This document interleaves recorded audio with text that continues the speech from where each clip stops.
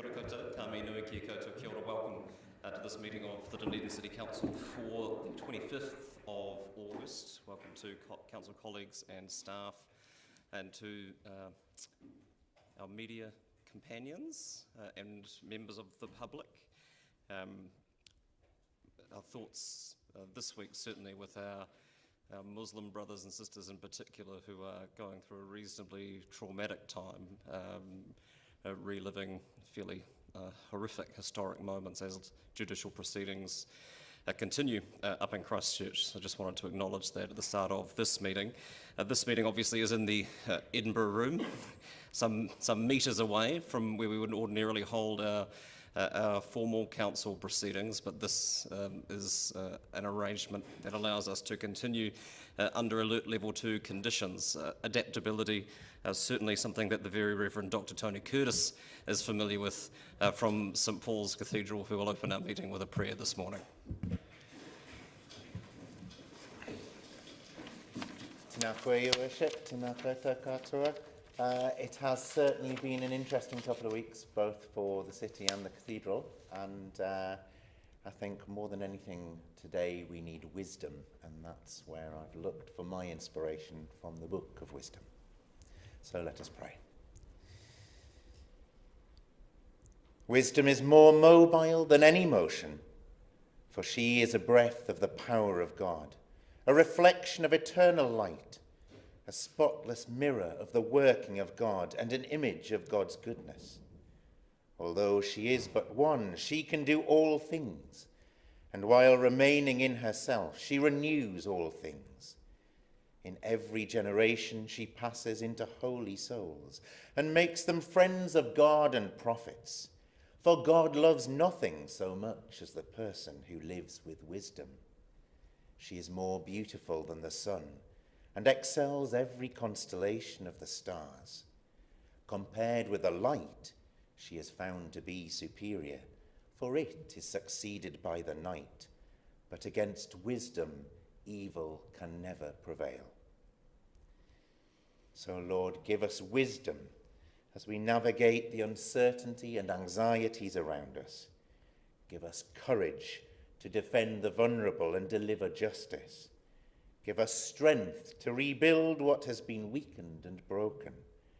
Give us integrity to be good stewards of our city's wealth and gifts. Give us vision to plan a bright future for Otepoti and its people. But most of all, give us wisdom that we may serve all your children with humility, with compassion, and with good judgment.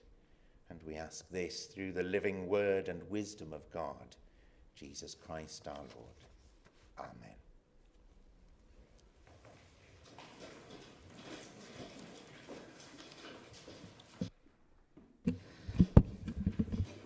We move now to public forum. We have Hazel Potterton and Angelo Lebeau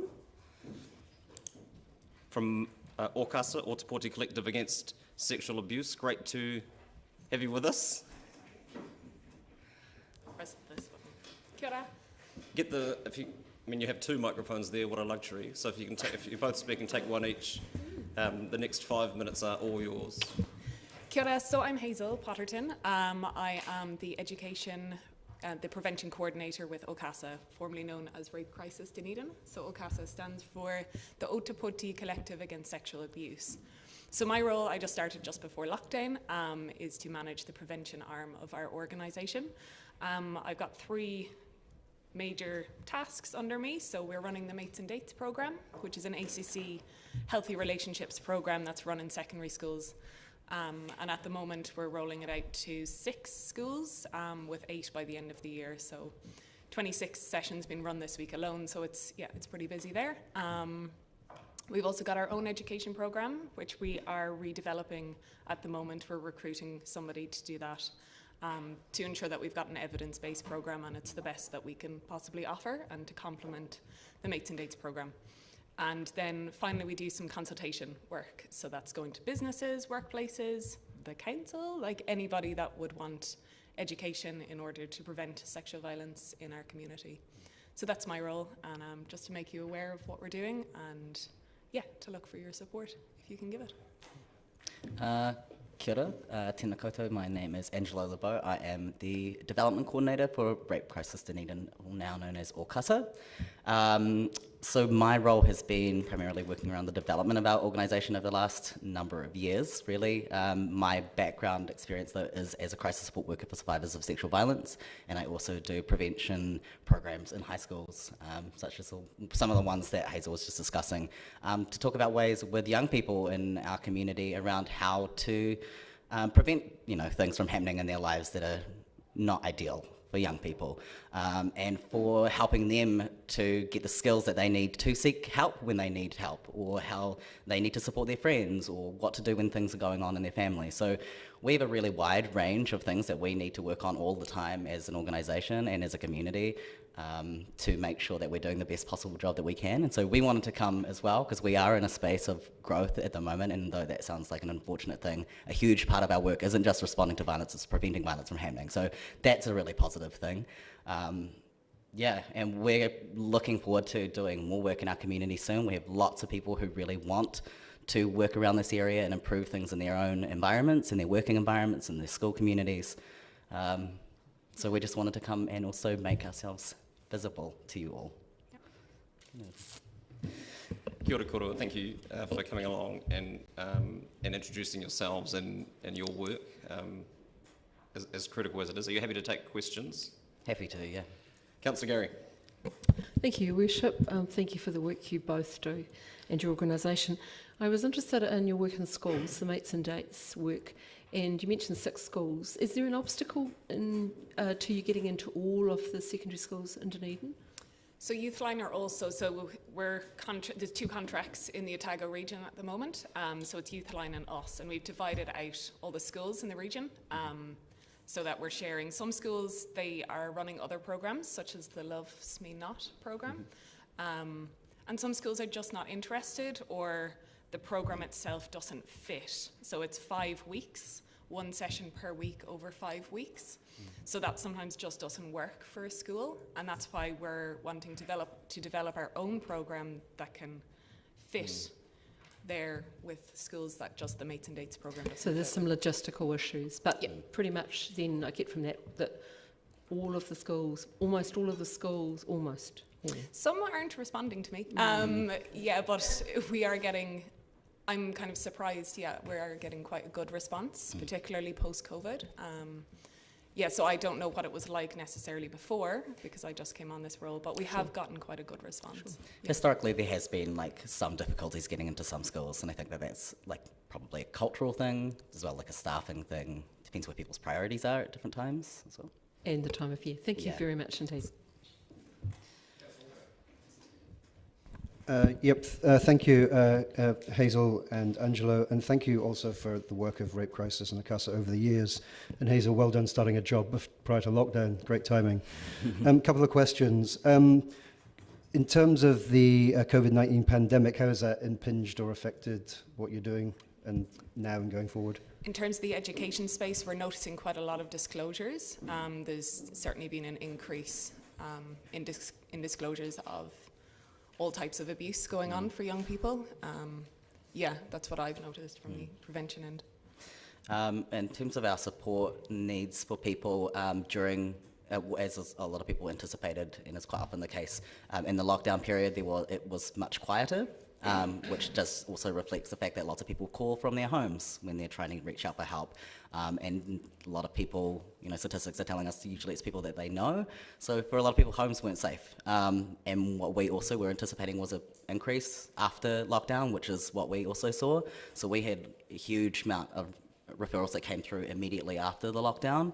And that's still something that we're still dealing with now. And the stress that people still have now about the current environment and the lockdown levels, that's a very real thing, especially for people who have experienced trauma and find lots of change really difficult. So we're still experiencing those things now, and our community is too.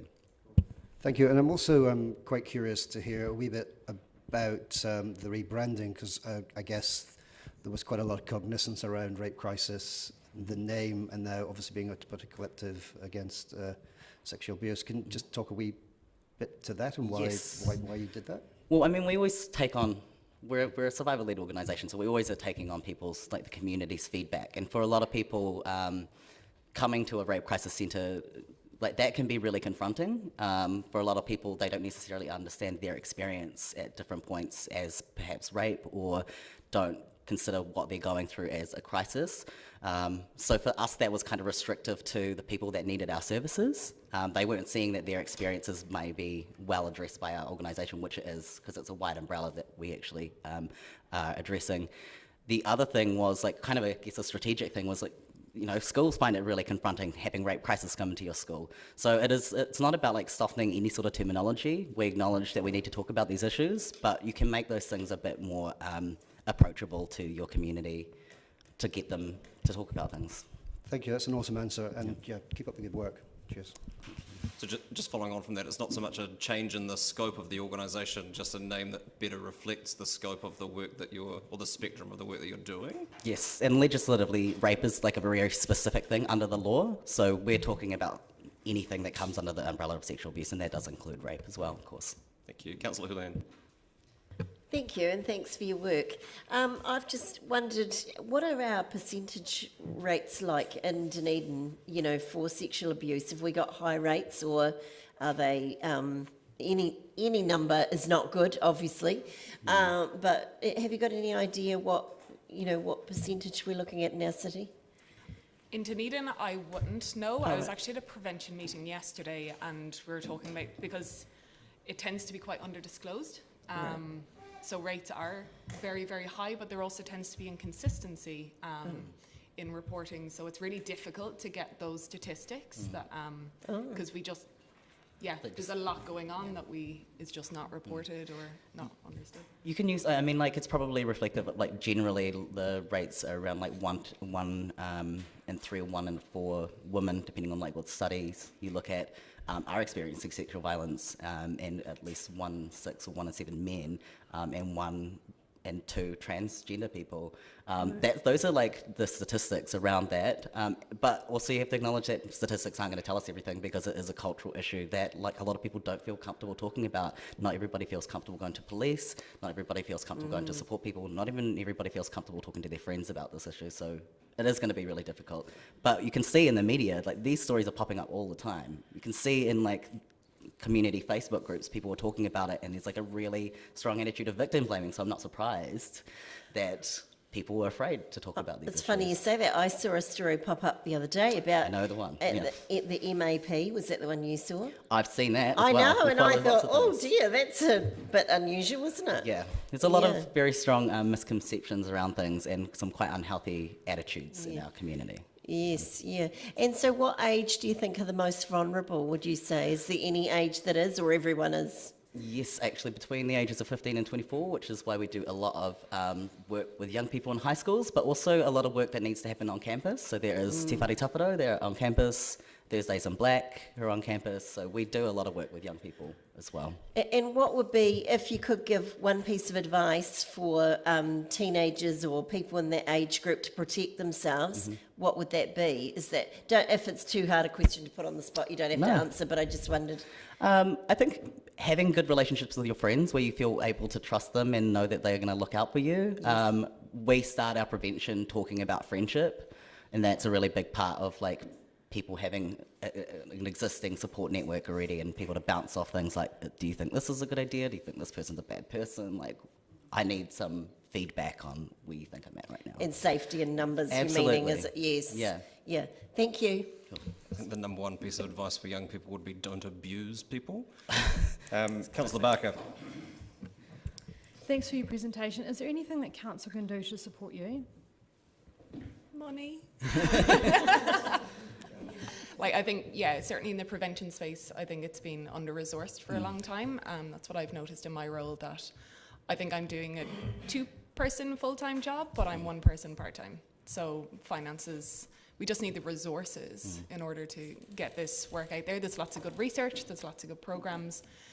We just need financial support, which is kind of crude. But We also are in a position that our sector, we're under, like most social services, it's a procurement issue. Like, we have to tender, like, we're competing all the time for funding, and we actually, that's not in a appropriate way to solve a problem of like sexual violence in the community. We want to collaborate with other organisations, and there's very limited funding in terms of that. Like, we have to compete against people that we don't want to compete against.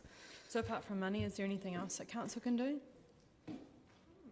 There are some very strong community campaigns, like, you know, there's absolutely positively, like, Sexual Violence Free Wellington.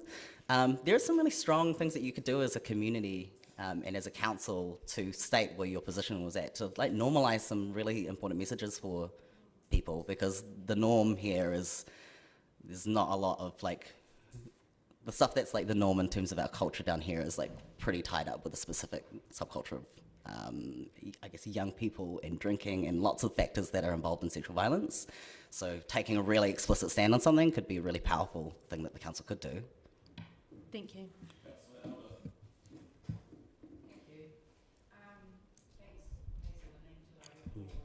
Councillor, could you use your microphone, please?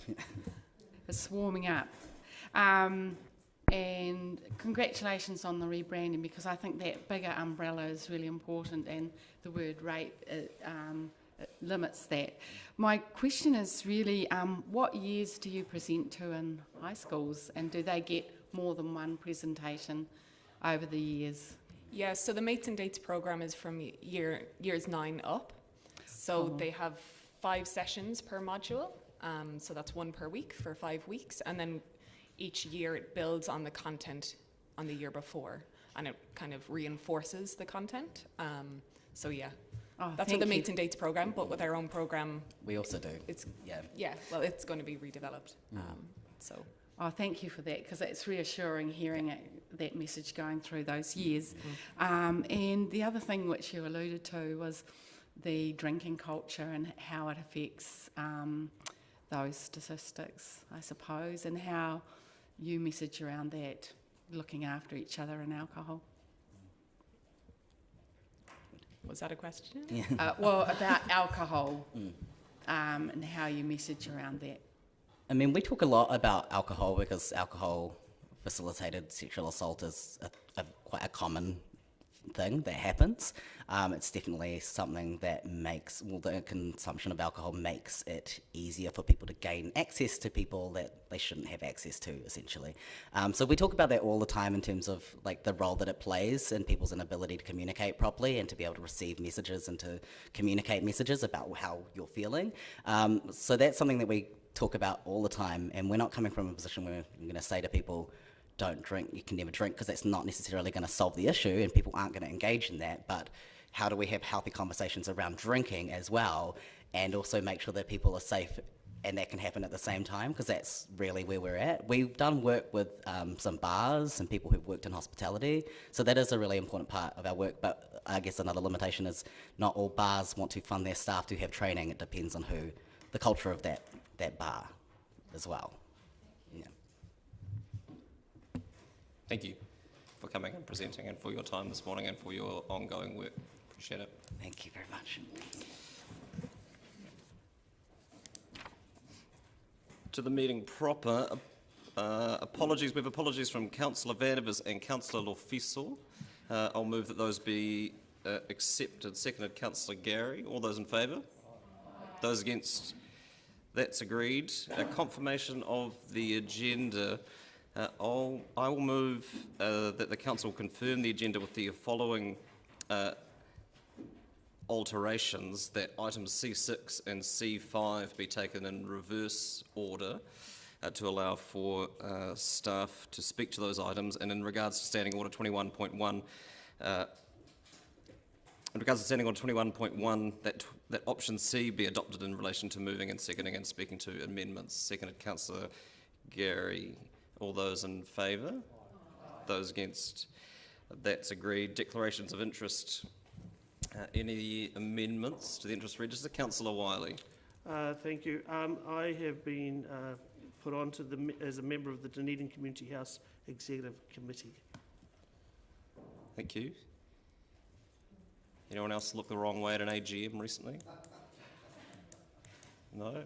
With that, I'll move that we amend the elected members' interest register, amend the proposed management plan, and note the proposed management plan for the executive leadership team's interests. Seconded, Councillor Gary.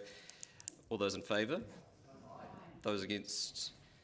That's agreed. Item 6, confirmation of minutes. I'll move that Council confirm the public part of the minutes of the ordinary Council meeting held on the 28th of July 2020 as a true and correct record. Seconded, Councillor Benson Pope. Thank you. All those in favour? Those against? That's agreed. Item 7, minutes of committees. Economic Development Committee, Councillor Staines. Thank you, Your Worship. I'll move that Council notes the minutes of the Economic Development Committee held on the 15th of June 2020.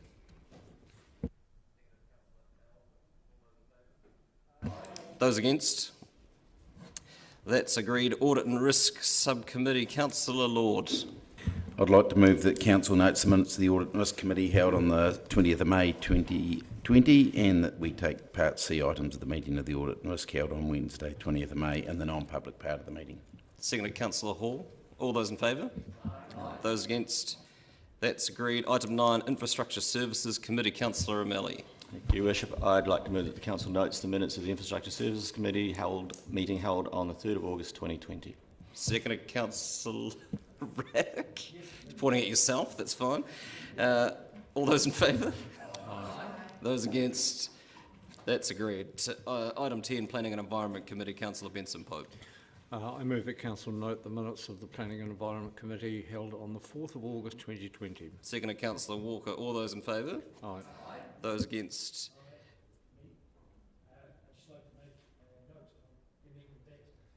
Oh, we've voted on the motion.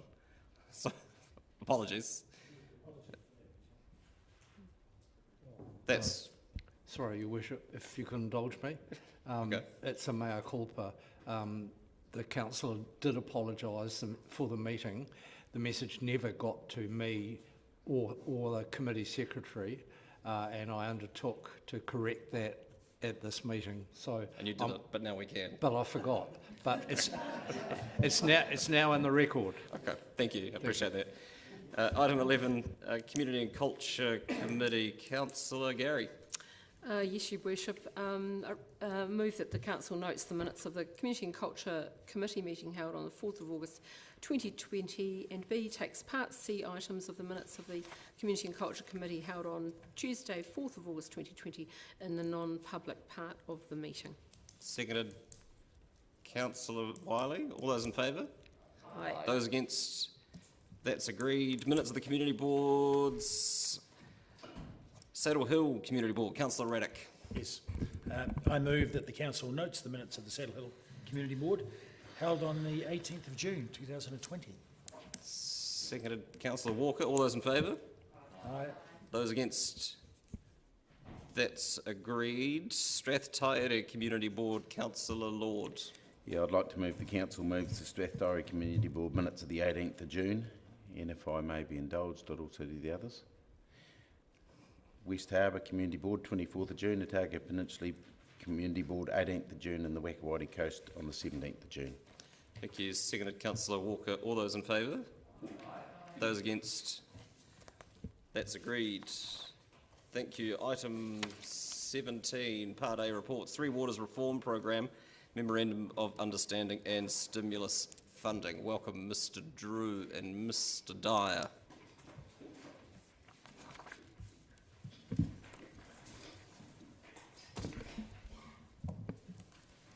Anything from either of you by way of introduction? No. Happy to take the paper as read. Thank you. Questions, councillors? Councillor Lord. Yeah, if I may, I was just looking at the amount of money that's to be allocated regionally, and I'm just wondering if we know how we would fare in that. I realise it hasn't been negotiated yet, but if it's to be, it does say it's prescriptive on area and people. So I'm just wondering how we would likely look in that scenario. Do you have any idea? Conversations are ongoing at a regional level at this stage, but we'd likely land a number for Dunedin City Council at this stage. It looks like that is slightly less than so we would normally look to land at about $7.9 million, but the region is looking to share a small portion of the funding that would be allocated on that land and population formula for regional activities, and kind of doing some work regionally to advise any future decisions. The quantum of that we're not yet sure of, but somewhere around the 10% value. So it might be 700,000 out of the. So if I could just jump in, so we'll get basically the same allocation in the regional pool as we got in the council-specific pool, and then it will be up to us to determine, as part of that regional partnership, if and how much of that we're prepared to add into that regional pot. And at the moment, the conversation is between 5 and 10%. Councillor, can you use your microphone? Sorry. Sorry, yep, no, so we're looking at 7.9 twice minus 5 to 7%, yep, correct, thank you. Councillor Walker. Yep, thank you for the report. I'm certainly becoming more and more cognizant with the water world with every passing day. I think I have three questions. First one is to do with the second tranche, which comes through the regional allocation. The requirement is two-thirds of the councils have to agree to that. Is that likely to happen? Is that the indication? So, yeah. Okay. Yes. Okay. You're fairly confident, okay. There was a meeting of the chief executives yesterday, and all indications are that the chief executives are comfortable and that the councils will be agreeing. We're the last of the councils to consider it in the region. Great, okay. Oh, second, there might be one other. Central Otago is tomorrow, sorry. Okay. So to this point, all other councils have agreed to the And we do proposals that as 75%. Yep. Okay, second question is, I do recall when we put in the applications for the projects around the shovel-ready money, a lot of that application was around the Three Waters stuff. Does this funding in any way affect that? What's the interconnection between those applications and the money, the 7.92 million we get for this? So government received applications for shovel-ready projects in the Three Waters space to the total value of around 4.5 billion across the country, a huge number, and have determined that the $761 million stimulus package that is our portion of, so the paper today considers our portion of that to be its response to that $4.5 billion request for shovel-ready funding. So I think there was maybe one or two projects across the shovel-ready portfolio that actually linked to Three Waters in any way. So none of our application for those projects will be approved specifically, but we will end up with quite a significant portion of funding through this process. So yeah, we made an application, it was declined, but we're receiving this money in lieu of that. I guess that segues nicely into my third question, and particularly in the context of 4.5 billion. 7.92 million, even times two if you take in the regional money, that's not a lot, is it? And or is it? And do you feel you can do a lot with that? And how much more would you want? Sorry. I'm serious. I just wanted to get a condition of what the 7.92 million means in the context of what we've got to do. So 7.92 million, or if you look at the total, with including the regional pot, is you'd be talking about a 30% uplift on Three Waters capital program in any 1 year. So it isn't insignificant. However, if you look at the funding requirements for Three Waters over a 10-year period, it's less significant. So when we're thinking about this sort of thing, this money in the immediate term provides a really significant shot in the arm to some of our work programs to reduce overflows, wastewater overflows to the harbour and those kind of actions. And so it does make a significant difference to how quickly we can do that type of work. Thank you. I lied. I've got one more question. Sorry, Your Worship. This might be an awkward one, and feel free not to answer it if you feel it's uncomfortable. In terms of what's happening now in the whole changing space of Three Waters, do you and does the department feel in any way that we're being penalised for good behaviour, actually having behaved quite well in terms of wanting to keep and get our infrastructure better. And now to me it seems that the support that would come from the government is great support for councils that have done nothing for a long, long time. Does that make sense? It does. I think in the driving force behind Three Waters reform is typically around swimmable rivers and safe drinking water for all of New Zealand. And while we are not a particularly poor performer in that space, you can look at some of our some other TAs within the New Zealand context and see a performance record that is much lower than ours. Ours is still not perfect, and we still have discharges to the environment that are unfavourable, and the occasional risk that we carry that it would be better if we didn't.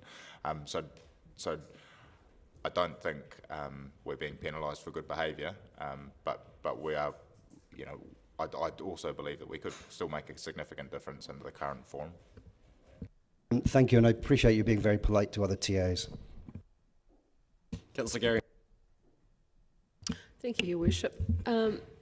I've got two questions, and the first one is, I think I know the answer to, but I think it's really important for the benefit of people watching this who are interested. If you could explain to us the Three Water reform in relation to the public-private stormwater issues, stormwater not being included in this as I understand it when I last asked, and I don't believe there's any change to that.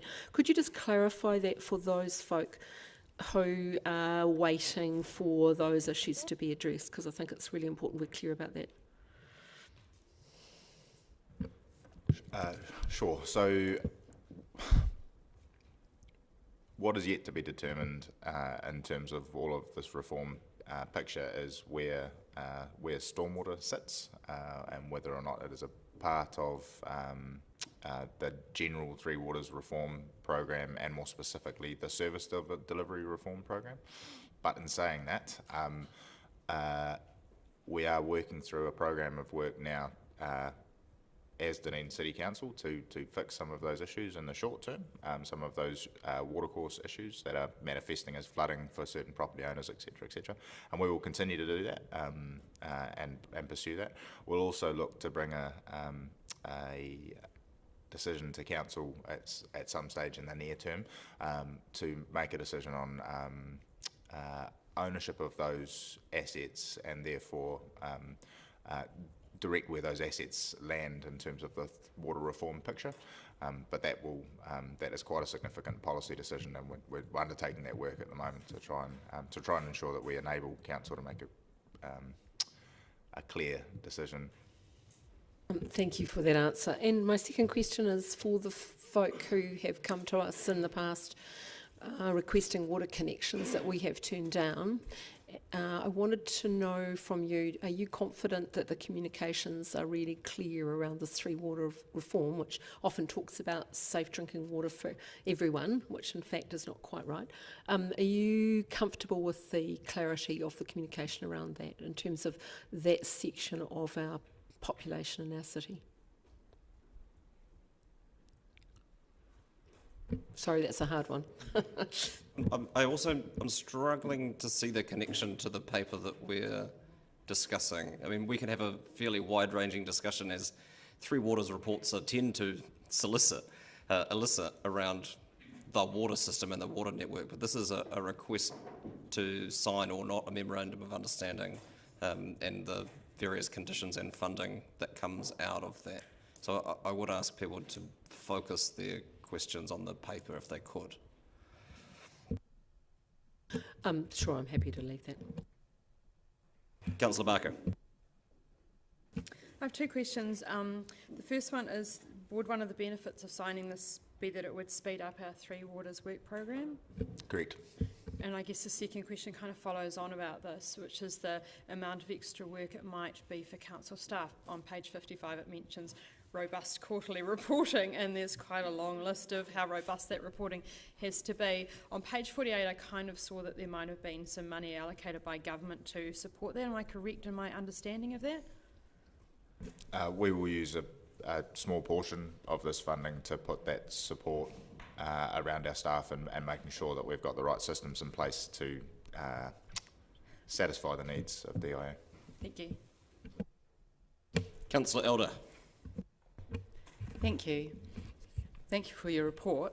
I'm just talking about the delivery plan, and I know you did a fair amount of work for the Shovel Ready project, which sped up some of that delivery plan work. I was just wondering whether you feel comfortable with where you're at in terms of that, and what your thoughts are around that delivery plan. So since we initiated the application for that shovel-ready funding, we've put a number of actions in place to ensure that we do have the ability to scale up quite quickly and move more work through through both our capital program and through some operational parts of the Three Waters business unit. That work has proceeded to plan and will enable this work to be done reasonably quickly and efficiently. And your comment on having those major contractors signed in under an MOU, will that help the program? That's one of those actions, absolutely. What some of the desire for the government to give this money initially is also post-COVID-19 employment and increase in employment opportunities. So how do you see this work increasing employment within the Dunedin area?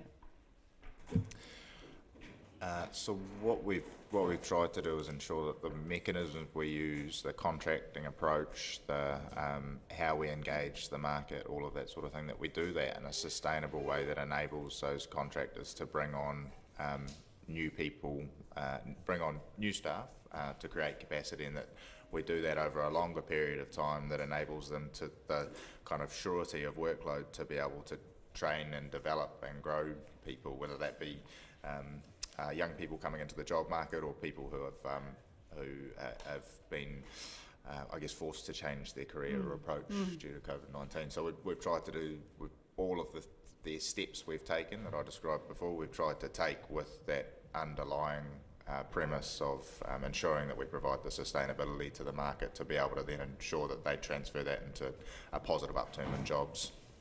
We also considered different types of work that could be delivered with this money, and chose to put forward a piece of work that will and should significantly impact the job market. Oh, that's great. Great news. Thank you. Councillor Raddick.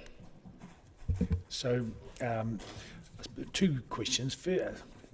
Harking back to perhaps earlier questions, does it really seem to you that we've had a fair allocation of the money, both in a national sense and in a regional sense? It doesn't feel unfair. Sorry? It's really hard to comment on that, but it doesn't feel unfair. I think it's also important to note this is the government's signalled its intention for another 2 tranches after this. So this is just one tranche of 3, so there'll be more funding in future. Okay. So we applied for funding for a range of projects, all of which were denied, and said we can come out of there, it can come out of this. What are your top priority projects then to utilise this money for? So we will significantly advance a series of renewals in the West Harbour area, so around Carries Bay, Sawyers Bay, and the key driver behind that is reducing some of our most frequent overflows, wastewater overflows to the harbour. It's probably useful to note, though, that all of this would be dependent on the delivery plan being approved. So at this stage, these are just suggestions of staff as to what might go in that plan. Correct. It would still require sign-off from DIA. That is correct, yeah. We're fairly confident that what we're putting forward meets the criteria of DIA. Yeah, it's also important to note there is a whole lot of criteria. This is about accelerating existing planned work. So we don't have a huge amount of options available to us. Yes, thank you. Councillor Benson-Pope. Thank you, Worship. In your preferred option, you don't identify any disadvantages. Can I assume that that's because, in particular in relation to the lack of clarity or certainty about ownership, asset ownership or distribution, that's because the ability remains, even if we sign today, to opt out at a later stage. Is that correct? That's correct. That's fine. Thank you. Councillor Houlihan. Thank you. Following on from that, if this reform and we agree to carry on after this period, will our assets change in ownership, or will we remain in ownership of those? That's yet to be determined, but that is a possible scenario. Yeah. Right. And do you have any concerns about if the reforms mean that perhaps it goes in either a hub of regions or nationally, looked at? So whereas, say for example, a national body divvied up who got what, that our priority could be lower than some other places, because perhaps their work is considered more urgent and they have larger populations than us? Those sorts of uncertainties are always kind of concerns as you move into a new model. However, what we will try and achieve over the next 18 months is, analysing those kind of trends and working out how we can provide some greater certainty and confidence when it comes to making future decisions. Is it possible under these new reforms that a private provider or someone the government appoints could take over the running of our three waters, and so it would come out of the rates and be billed separately? Is that a possibility? So as water reform is currently proposed, that would be a voluntary decision of council at a later date. So it wouldn't, as you described, it wouldn't necessarily be taken away. But that is also a possible scenario. Is it also possible under these reforms that the residents of Dunedin could one day, in the near future, be charged for water use? It is a common misconception that the ratepayers aren't charged for water at the moment, and the reality is, if you have a water connection, you have a rates bill that has an itemised unit charge for water. So there's a cost to providing these services. If you're talking about a metered connection, there has been indications through DIA and another couple of, water reform communications avenues that have suggested that water metering would be a likely prospect in terms of revenue gathering for companies in the future, for water companies in the future, if they were to exist. If that happened, what could that mean for our ratepayers? Likely similar levels of charging, but on a volumetric basis, so paying for the amount of water used rather than a share. So at the moment, we 44,000 water connections in the city. Each water connection, bar the commercial and industrial customers, pays for an equal share of that. So basically the whole bill for Three Waters delivery split by 44,000. What that might look like in terms of water metering is that it is split slightly differently based on your overall consumption. Thank you. Thanks. Commentary on the asset ownership issues is in paragraph 21 of the papers. Councillor O'Malley. Your Worship. Just confirming, the MOU we all agree is non-binding, but you obviously need to sign it to get what will ultimately be 15 million. And is that going to be the mechanism as we advance through? The DIA has indicated that will be the mechanism that will be moving as we go through this. Is that correct? That basically we'll go to the next iteration, there'll be another non-binding arrangement you'll go into, but if you don't go into it, you don't get the money. Does it look like that? That is broadly correct. So this MOU is considered to be non-binding. However, I don't believe they've said that any future funding round would be non-binding, and my expectation is that at least the third round would have some level of Yeah. So as we're going down the MOU pathway, this one's non-binding. Probably the next one will not necessarily be binding. The third one will be the final one where the whole system gets put in place and you either opt in and you opt out at that point.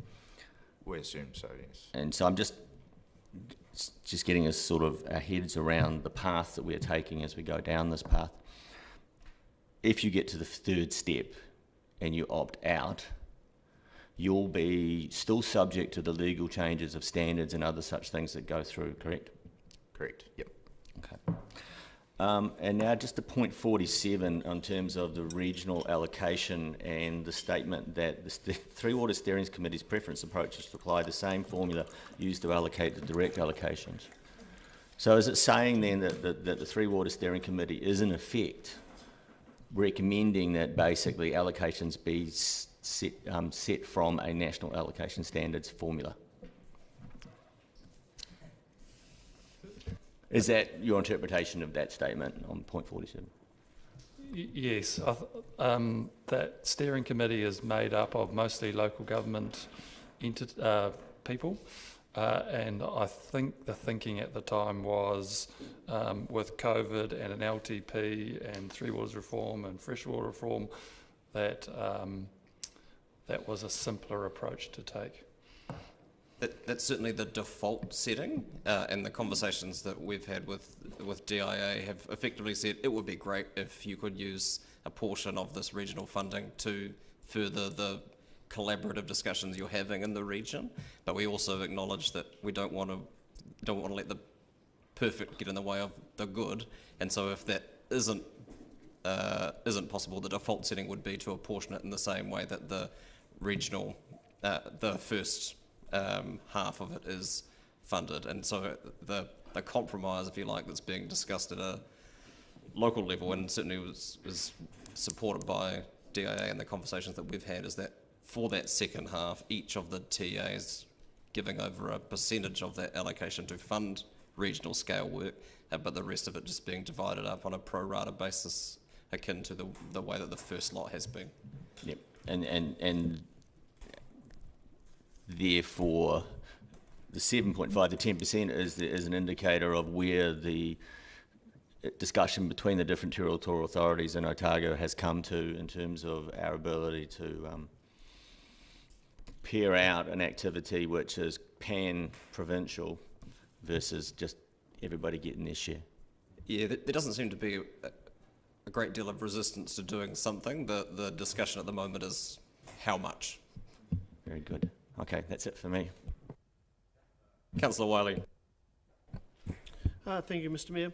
I'm conscious of the people watching this meeting and trying to get their head around how this is working.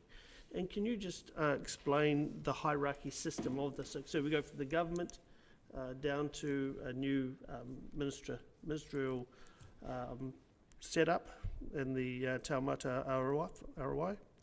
And how does that all work? Or can you explain that, please?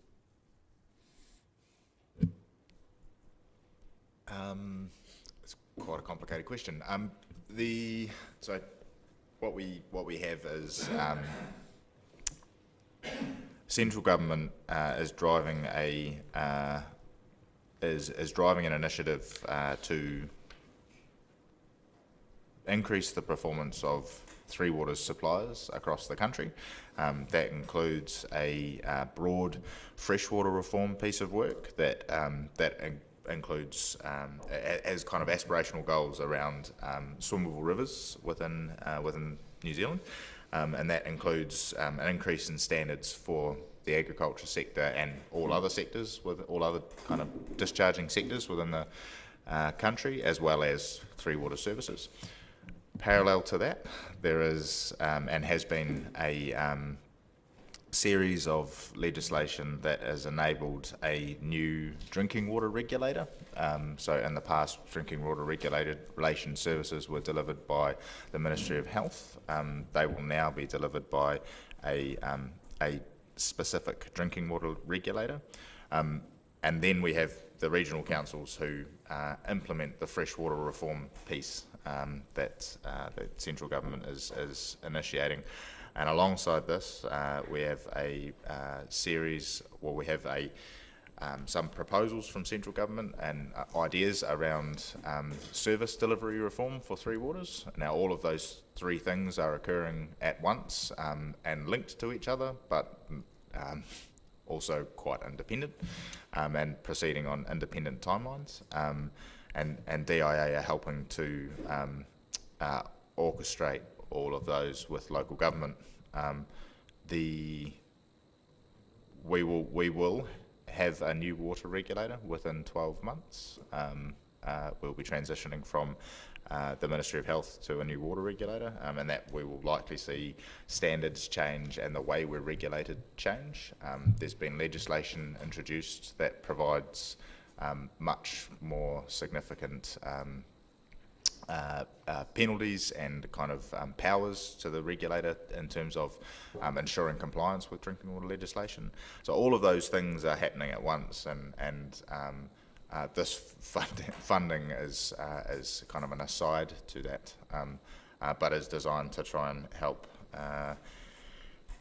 councils and water services providers consider how they might respond to these changes over time, and how we might best deliver these services in the future.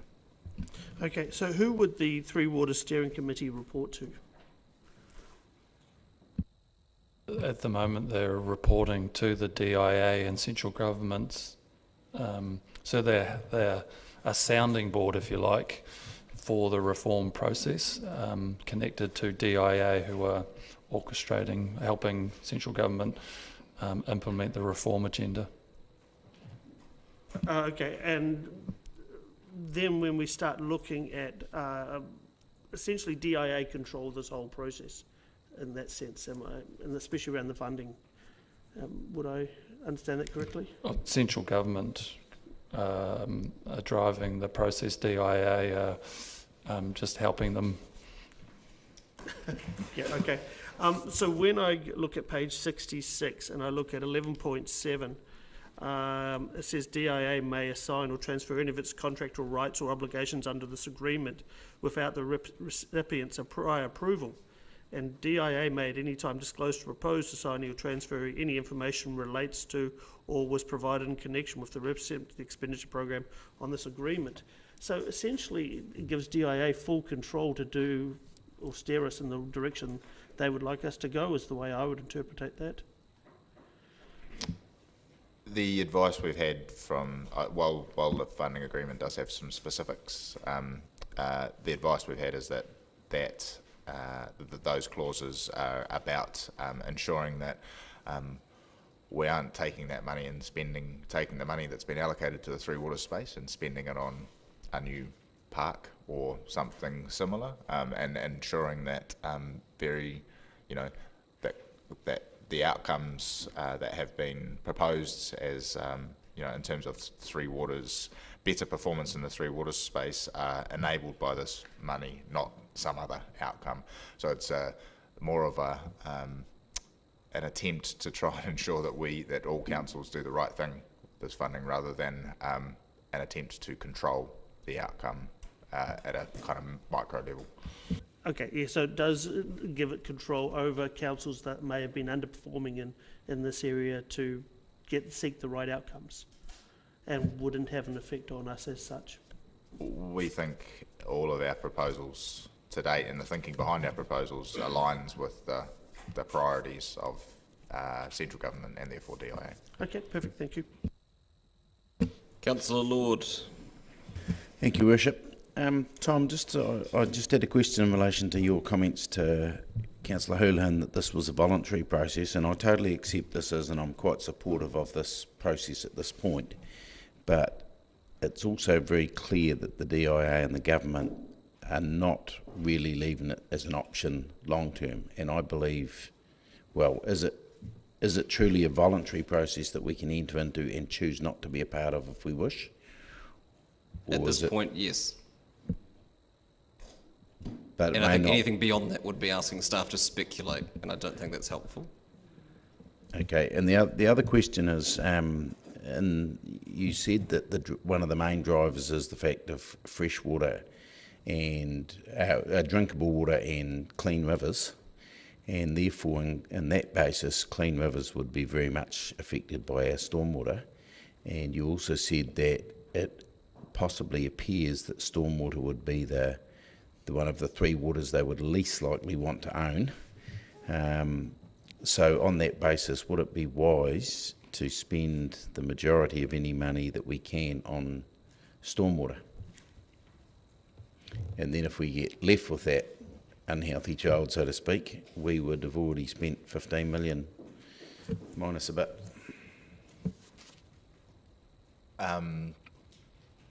That is a nice thought.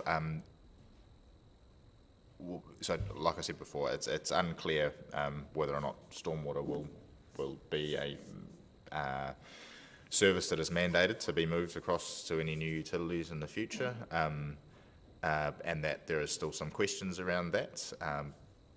Water supply and wastewater are much more certain.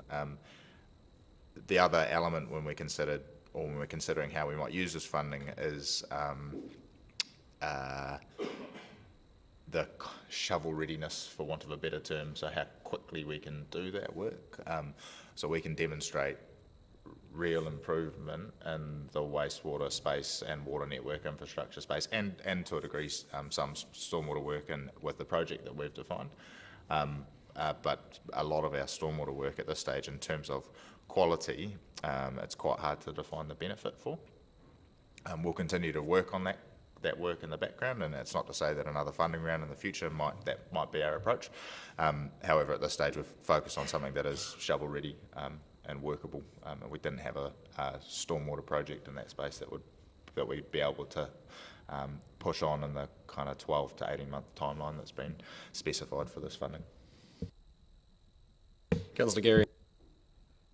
Thank you, Worship. A question about other councils signing up, and this may be for you or for His Worship, but what sense do you get from your colleagues in other places, Mr Dyer, about them signing up to this MOU? I can answer that. To date, I'm unaware of anyone whose council has considered it who has not signed up. Thank you. Councillor Raddick. Yeah, I'm worried about, we've got lots of Three Waters work that needs to be done, and I'm worried once again about our allocation. And so looking at it, the two levels, firstly in the Otago Southland region, I just did some quick numbers on our population as a percentage, and we're 30% of the population, yet we're only going to be allocated about 7 to 10% of the regional allocation. You'll be aware, Councillor, that the allocation wasn't based solely on population, as outlined in the papers. Sure, but did you do the calculations based on land area as well? No, I'm just looking at the population, so I'm just asking for a comment on that. I am aware. Yeah, but I don't think it's appropriate for staff to give feedback on whether or not they think the funding formula is fair. It is what it is. That's it. Well, okay, so my question I look forward to the speech all the same. Is there anything we can do to increase our share of that funding, given that our national share should be 2.5% of the 761 million based on our population, and we're only getting 2.1, so we're at least $3 million short on a national basis. The short answer is no. We can do? So the question is there anything we can do to increase our allocation, do you think? At this stage, no. Elder. Thank you. You're getting lots of questions about this, but it is a big subject, and so we have to think about it carefully. One of the models we were looking at regarding the Three Waters program is, and the government has suggested models, and that is territorial models. So, for instance, it could be the Highlanders model in the sense of Otago Southland. And I was just wondering how the work is going in the Otago Southland region in talking about this and working it through as an Otago Southland region. So I'll answer that. Yesterday the CEs from the Otago Southland region met in advance of a joint mayoral forum with the Otago and Southland mayors in an effort to see what kind of collaboration is possible. So that's definitely where we're thinking at the moment. The other thing is, for Otago Southland, do you believe that that's the kind of best model to have rather than be led from Christchurch, which is a whole of island approach, and may mean that we actually lose some of that control regionally? When you say best, what do you mean? Well, preferable. Preferable. For what reasons? In Well, terms of network efficiency, in terms of network efficiency, also management, because contracts are close by, etc., etc. Those conversations are still in their early stages, and the executives met yesterday, as I said, and it will be a discussion for the mayoral forum about the best way to navigate this first stage and that regional agreement, how that's funded. That will look at some work that we can do regionally, and that hasn't yet been determined. And again, the joint mayoral forum has yet to be constituted or meet on this. So we're still finding our way. So therefore, that spending of the 10% on assisting that kind of approach is money well spent, do you think? There's a proposal that the chief's executives discussed yesterday that still needs to be considered by the elected members about whether or not it is a good approach, but we've come up with something that we think delivers potential regional benefits while at the same time maintaining the bulk of the funds for each TA to apply to the projects that they have identified as giving the most benefit to the community. Thank you. Councillor O'Malley.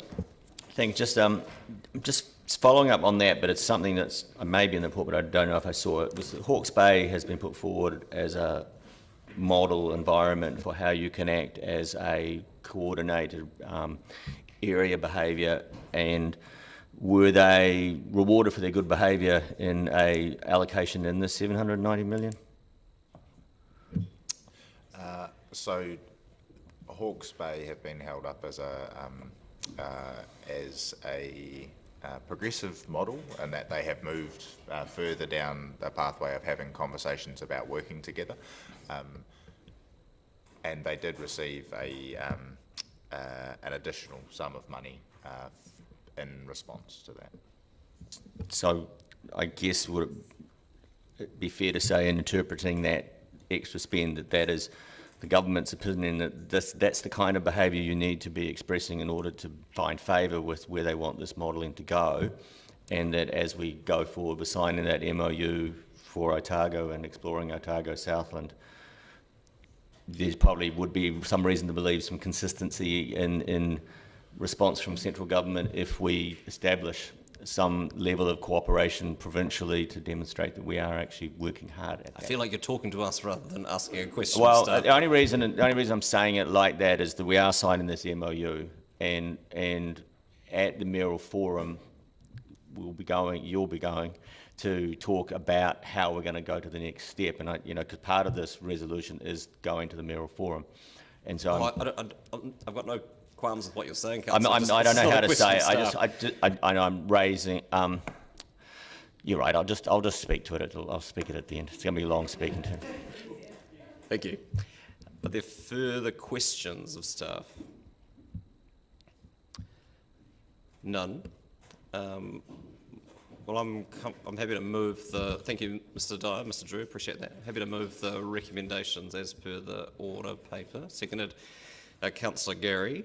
And I'll speak to it briefly. There's been plenty of questions around this agreement and this paper, but there are far bigger questions still around the wider water reform program and what that means for our communities up and down the country. Questions around sovereignty when you're moving into different models of asset delivery, and issues around Te Tiriti or Waitangi, issues around the government have made fairly strong comments around the assets, whatever the models end up being, remaining in remaining entrenched in public ownership, but we don't quite know how that will work yet. Questions around our ongoing strategic influence and how our water infrastructure is managed, whether that's through RMA processes and dealing with our residential capacity, but also in terms of in a wider regional setting, whether it's Otago Southland or South Island wide, the degree to which our community's priorities will be privileged in those questions. Questions around stormwater, around the timing of how we're supposed to manage this in parallel somehow to our 10-year plan budget process in the first half of the next calendar year. Questions around equity.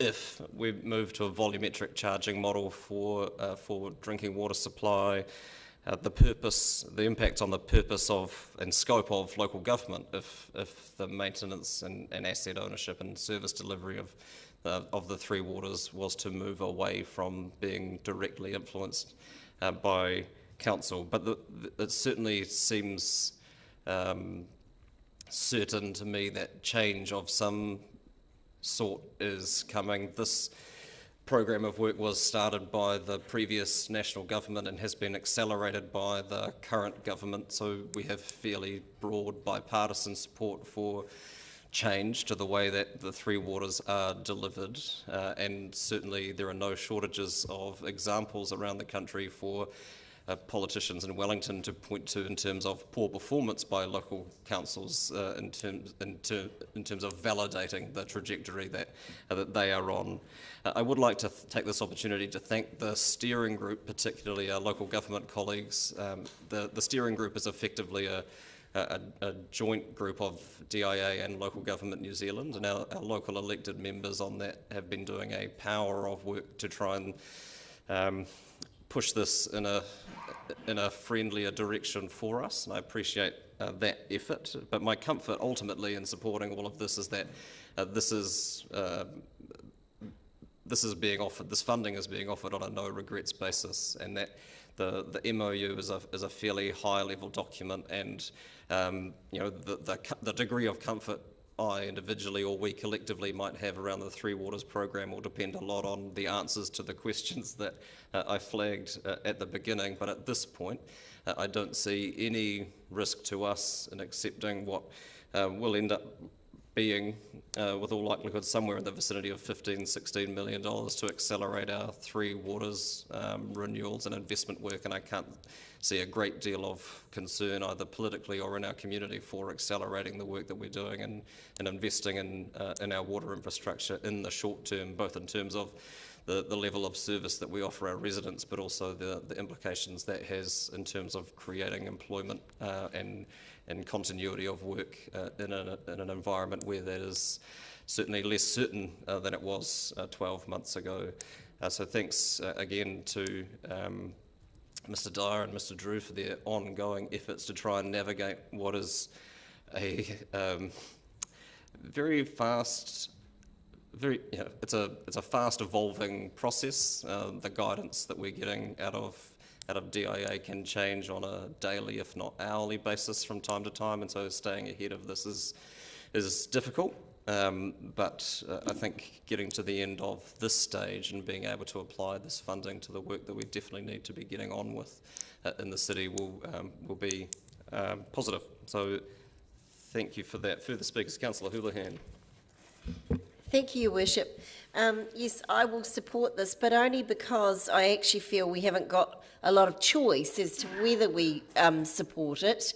The government has said, as you have mentioned, that it's not compulsory. However, my understanding is if we don't take part, we don't get the funding. And also I, as well as I'm sure many other councillors here, got quite excited about the possibility of us getting some of that infrastructure shovel-ready money. Now this, I believe, is now in lieu of that, which I think is a little bit misleading, because I thought we could have got both, but instead the government has said that this is all we'll be getting for infrastructure for Three Waters, I believe. Correct me if I'm wrong on that. I do have concerns about this reform. I have concerns that it could increase our costs for our ratepayers. I have concerns that it will, because the government has already said, while it won't predominantly look at population will be considered, and that means that we're obviously going to be lower down the ranking because Auckland is way bigger and other places are a lot bigger than us. So our priorities won't be as high as some of the ones with higher population. I also have concerns about how fair it is for councils who have done really good work looking after their infrastructure and still are put in the same boat as ones who haven't. I also have concerns about our current assets and what that will mean for future projects. And I'm also concerned that the stormwater is not included in this. So while I will support it, I do have a lot of concerns. I think that infrastructure is an essential thing, and I've said it many times, but infrastructure is so important for our city. We need really good infrastructure, and at the moment, our lack of infrastructure in some areas is holding us back from growth, because we are a growth city, and we need it for our future. I think that infrastructure, I believe, from previous councils, not just us, a lot of other councils around New Zealand have neglected to put money into infrastructure or haven't always had the money to do it. And infrastructure is not always seen as a sexy thing, so it does get neglected. And that is unfortunately to the detriment of our city. So now we're faced with this, and this is probably one of the reasons why the government is looking at this reform. So while I will agree with this, I have serious concerns. Councillor Staines. Thank you, Your Worship. These resolutions I fully support. All of us who are involved in local government know that infrastructure across New Zealand has been underfunded over the years. And in fact, if you look at just about anywhere in the world, there has been a lack of funding going in to maintain infrastructure because it's the easy thing to do. So I think there is no doubt there needs to be a change. This agreement here doesn't commit us, but it puts us in the tent. So I hear the concerns of Councillor Houlihan, but the best way to voice those concerns and be part of what finally becomes the rules by which this will work is to sign the agreement, be in the tent, and express those concerns with the hope that as they're discussed, the decisions that are made will address them to the extent that that can be possible. So I fully support this. We would be mad not to take the money. We would be mad not to be part of the discussion because at the end of the day, it's clear that the government, regardless of who they are, wishes to see our Three Waters, or certainly the Three Waters infrastructure, lifted to a better level, and that's good for all New Zealanders.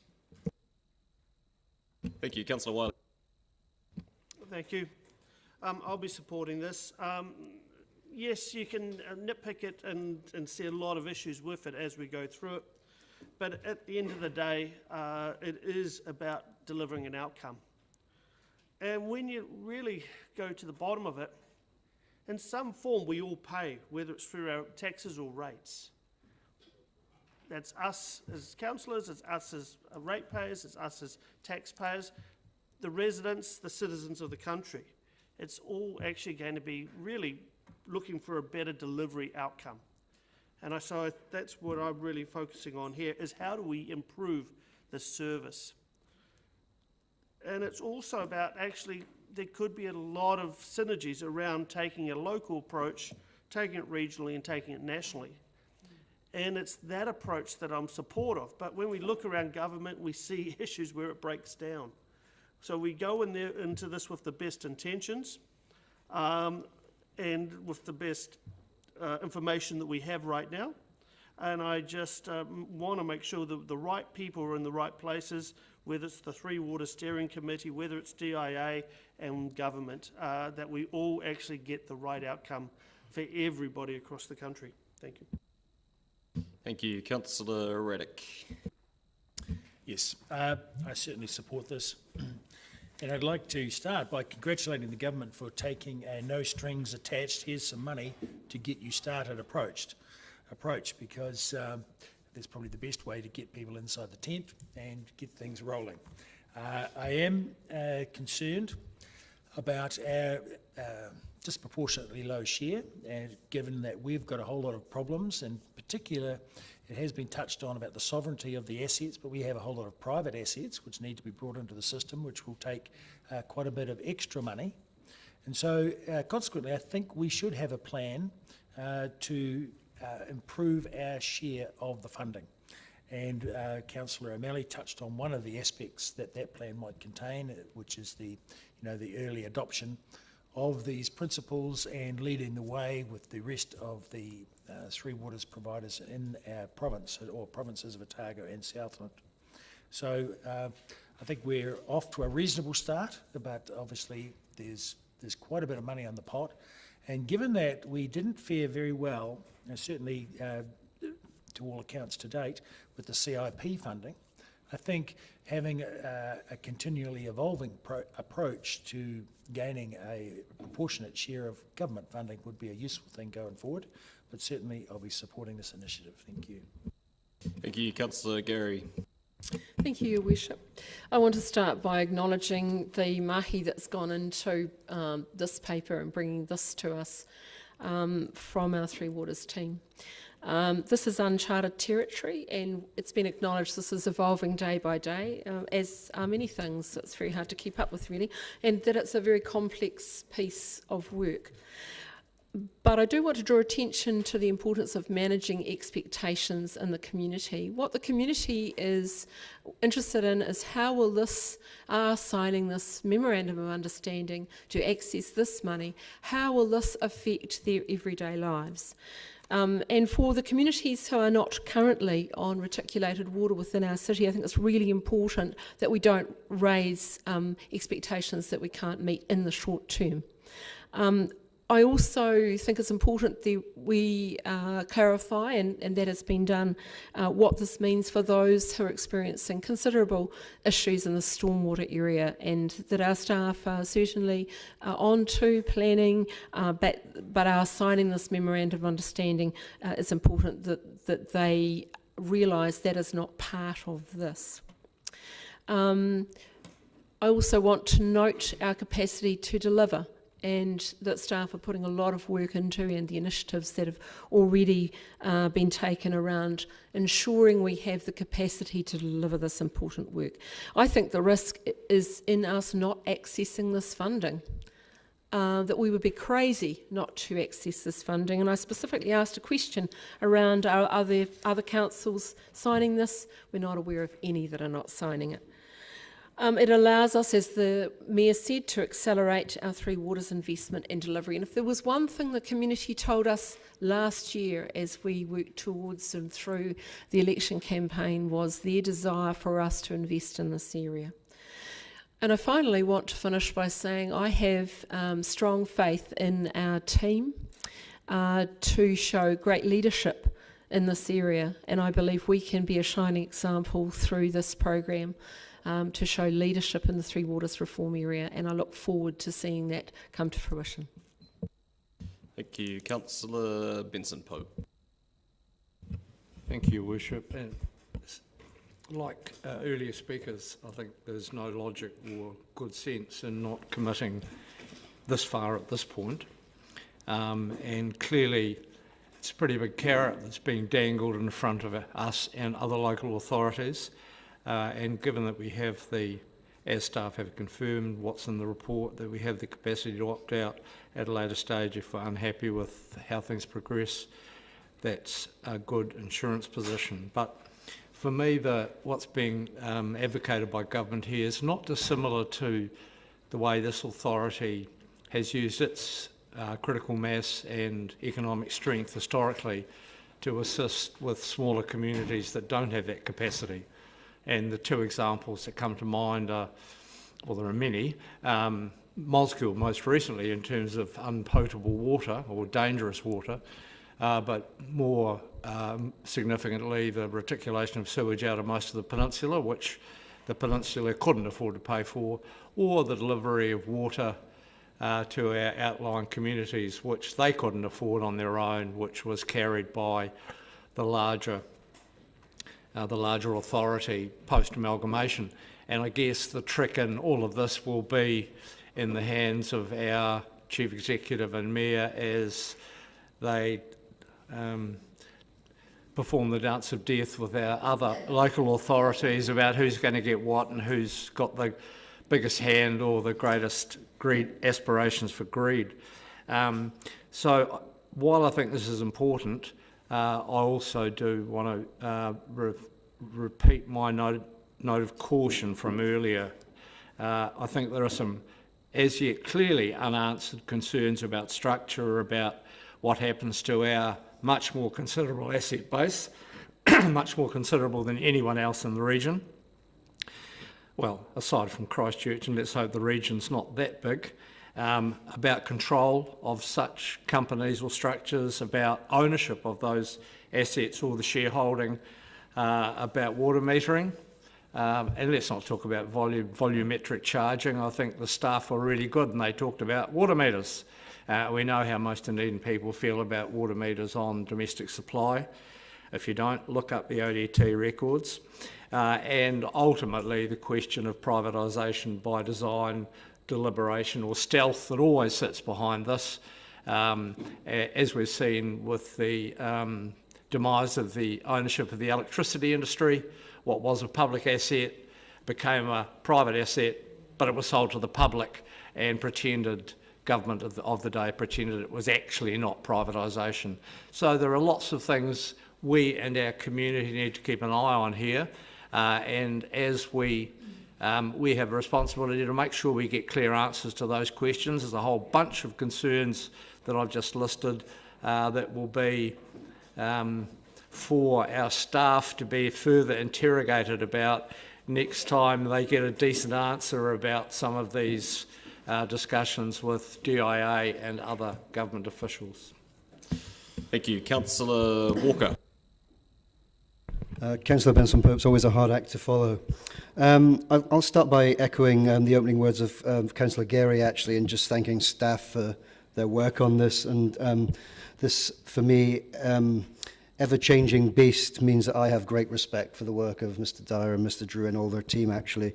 And also, like Councillor Houlihan, I do have some concerns around this as we move forward, particularly for our citizens who perhaps may have to bear some of the unfavourable costs that may accrue in the years to come. And Councillor Benson-Pope mentioned the dreaded water meters. And for those who don't know, pretty much all international research shows that using water meters to charge impinges far greater burdens on the poor. So I will watch very carefully how we progress with that. But I will support it because, like your worship, I do take comfort from the fact that I think your words were no regrets. It's non-binding in its design at this stage. And thank you, Councillor Staines. I will certainly be entering the tent and will be armed with those things that make me comfortable that anything that does occur moving forward does not impinge unfavourably on poorer people in our community. Thank you. Councillor Elder. Thank you. I too would like to thank Tom, Simon, the Infrastructure and Three Waters team for all the hard work they've done over the past wee while, forward planning and creating a plan for the future. The work they've done in getting those contracts sorted so that we can immediately do some of the work that was in that plan to demonstrate our capability to actually lead this kind of work is exemplary and will in fact create employment post-COVID-19 for a lot of people who are struggling. So I want to thank you for that. I also want to support Benson Pope, Carmen Houlihan and Steve Walker on their concerns, and I think ongoing those questions have to be put to the government and to the powers that be around that. I do want to support that investment in a regional approach and taking that forward, because I believe that in fact Dunedin has demonstrated very capably the ability to lead some of this kind of work, and I believe that a Highlanders or Otago Southland approach would benefit both Dunedin and the region, because in fact it means we've got a more immediate ability to respond to local conditions. So I'm really supportive of that work and want to see it continue, and support the CEO and the Mayor in advocating strongly for that approach. So thank you all for your really hard work on this, and for getting a work program up that we can start straight away, and yeah, congratulations on that. So I support this memorandum. Thank you, Councillor O'Malley. Thank you, Worship. I think when looking at our Three Waters assets, it would be fair to say that while we're not necessarily the best in the country, we're also by no means the worst, and we have a significant spending and works program for the future regardless of these reforms. In many respects, these reforms are coming in response to what happened at Havelock North, and we're now being swept up in the national response to that action, to what happened there. That in itself is worthy of debate, and it's not today's debate, but my concern with reforms that remove local control is that in many instances, decisions that affect our future are made by people at a distant site, and that a failure to impress those people of the virtue of investment in us will result in being on the wrong side of that investment line. I raised earlier on Hawke's Bay.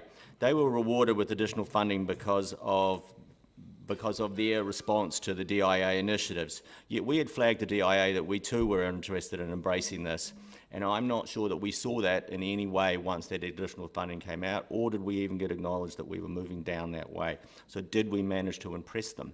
Because I do worry when someone is at a distance, the ability to get into their head often determines the outcomes. The population area model, I just want to comment on it because people have commented here and there. We had done a back-of-the-envelope calculation expecting somewhere around 20 million if it had been done through this formula, but about 150 million of the 790 was earmarked for other activities. So getting 15 in total is not far off that original mark, so I think we pretty much got what you would expect.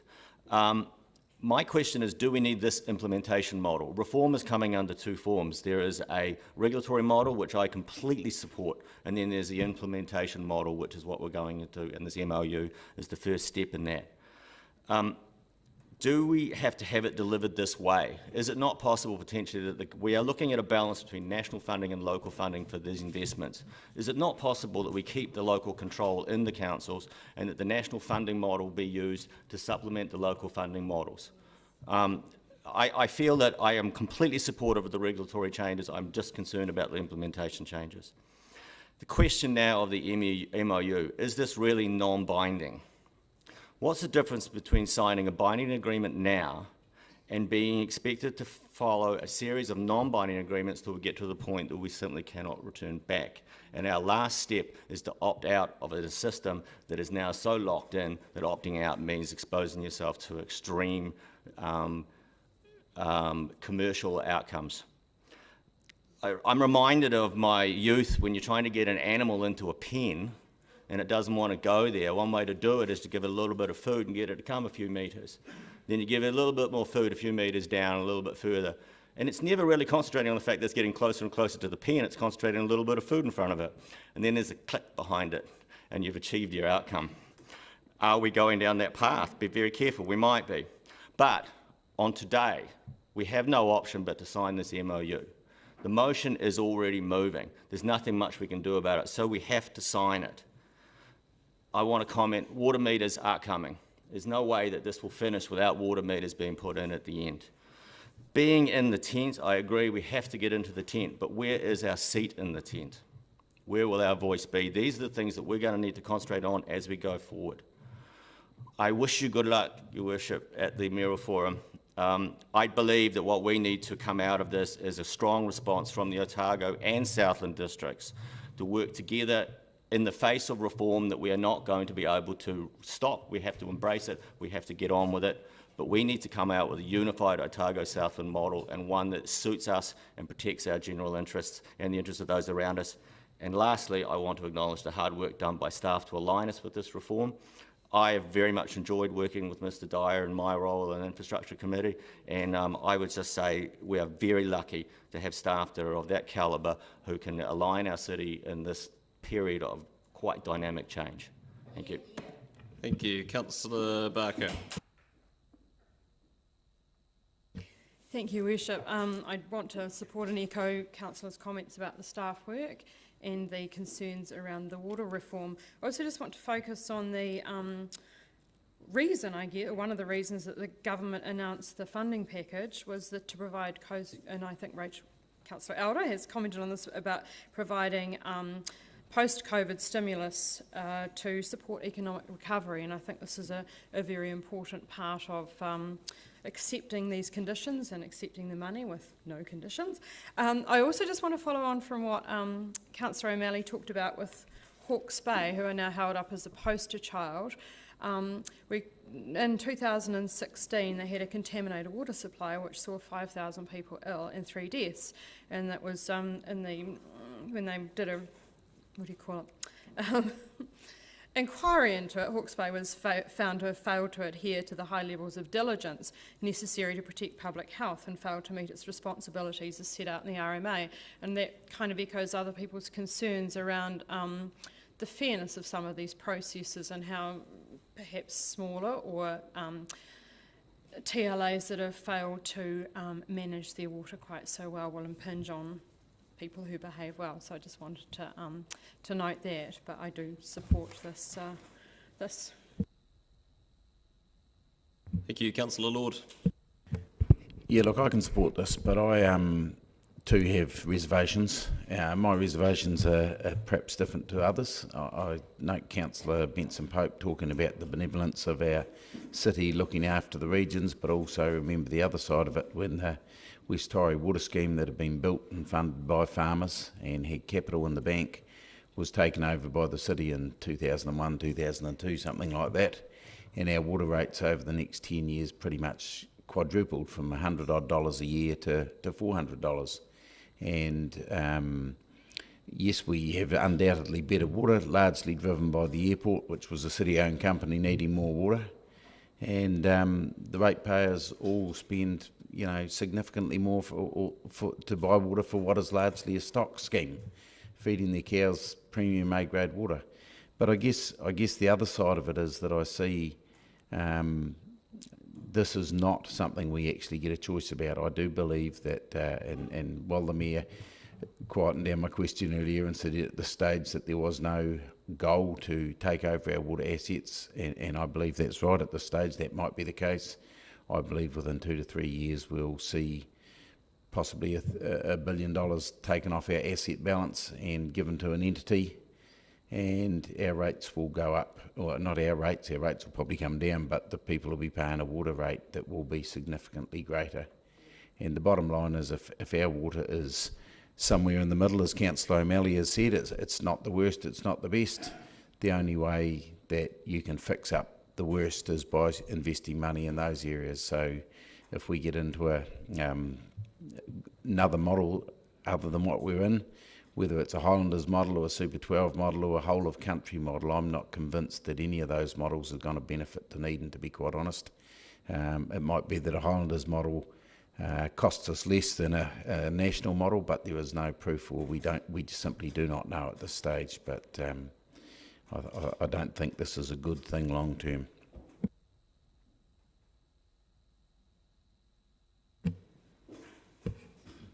Thank you. Just responding quickly, and apologies to Councillor Lord. It certainly wasn't my intention to dampen any commentary people were making around the eventual nature of asset ownership, I think the government have been pretty clear and direct about the fact that they do not see direct council ownership of Three Waters assets, or at least two of those Three Waters, as being a desirable outcome. The questions are around, if not that, then what?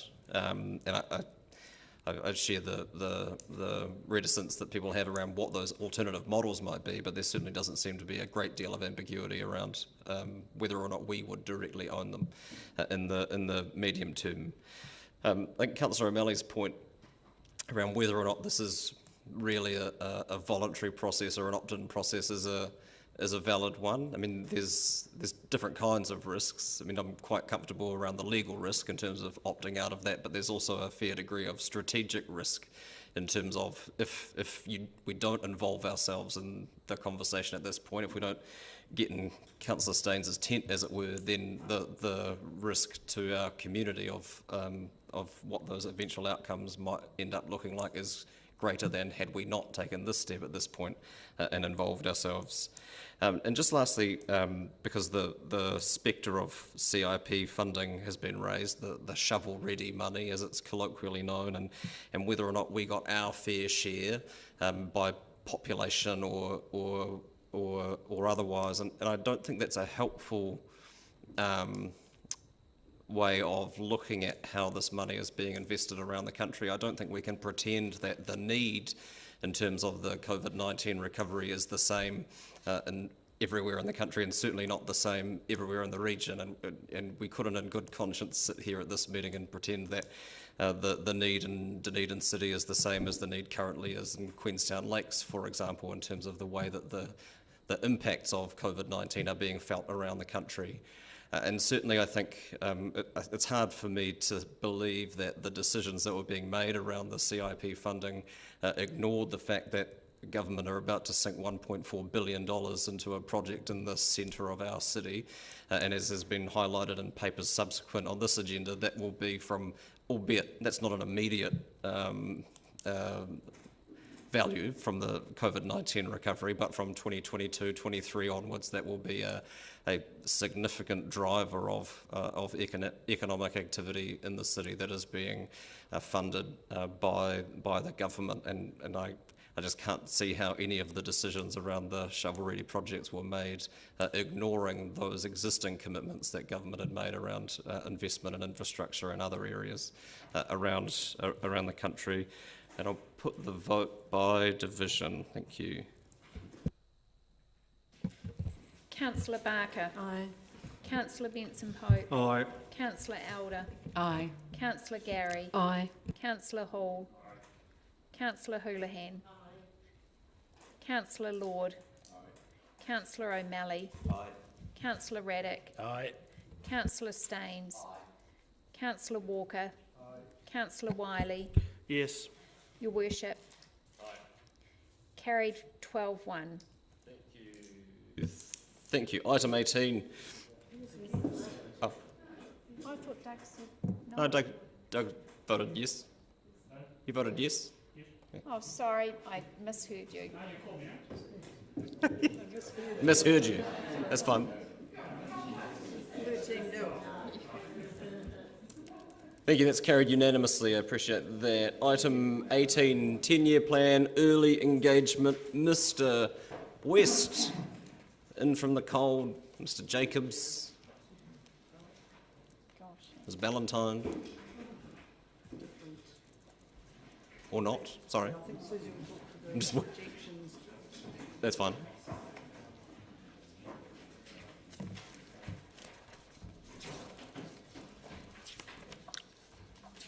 Any opening comments from you, Messieurs West or Jacobs, at this point?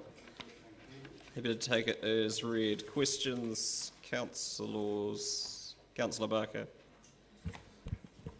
Thank you, Worship. On page 81, number 22, I note that this work can be done via reprioritisation. However, my concern is what's going to fall down the prioritisation list to make room for this. Are there any projects and work that's going to have lower priorities? Yeah. Sorry, Councillor, can you just clarify where you are in the report? It was paragraph 20. Oh, sorry, it was an incorrect paragraph. Just a sec. It's around the resourcing of the various engagement options. Yes, it comments that it can be done from budgets and reprioritisation, and my concern is what's going to fall down the list.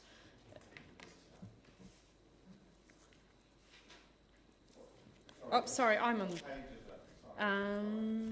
I've got page 81.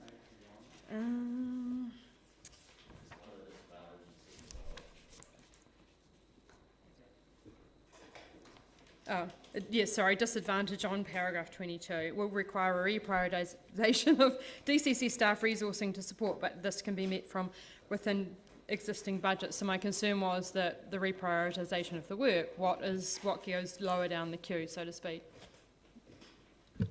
Yeah, thanks for your question, Councillor. So I guess it would depend on what the build of the engagement schedule looks like, but we would make sure that we would appropriately manage anything that would be, I guess, be of a higher threshold that would fall down. So I think in designing this, we're comfortable that we'd be able to meet things within existing resources and nothing would have to drop down in terms of prioritisation. If anything that was, considered significant that would fall away, we would absolutely return to the executive or to you as councillors to identify that. Thank you. I'd say also, Councillor, that the comms and marketing team are already making plans. Should council decide today to do this piece of work, they're already considering how they're going to factor that in. It's a good question because it would be reasonably resource intensive, and it might be that some stuff that's not time dependent would shift down the priority order, and that's what I'd imagine would happen within the policy work plan. Not so much comms and marketing, we do have a pinch point there depending on how much collateral we were having to develop. Councillor Elder. Thank you for the report. In option 3 it says about online, and in COVID-19 would you consider that essential really?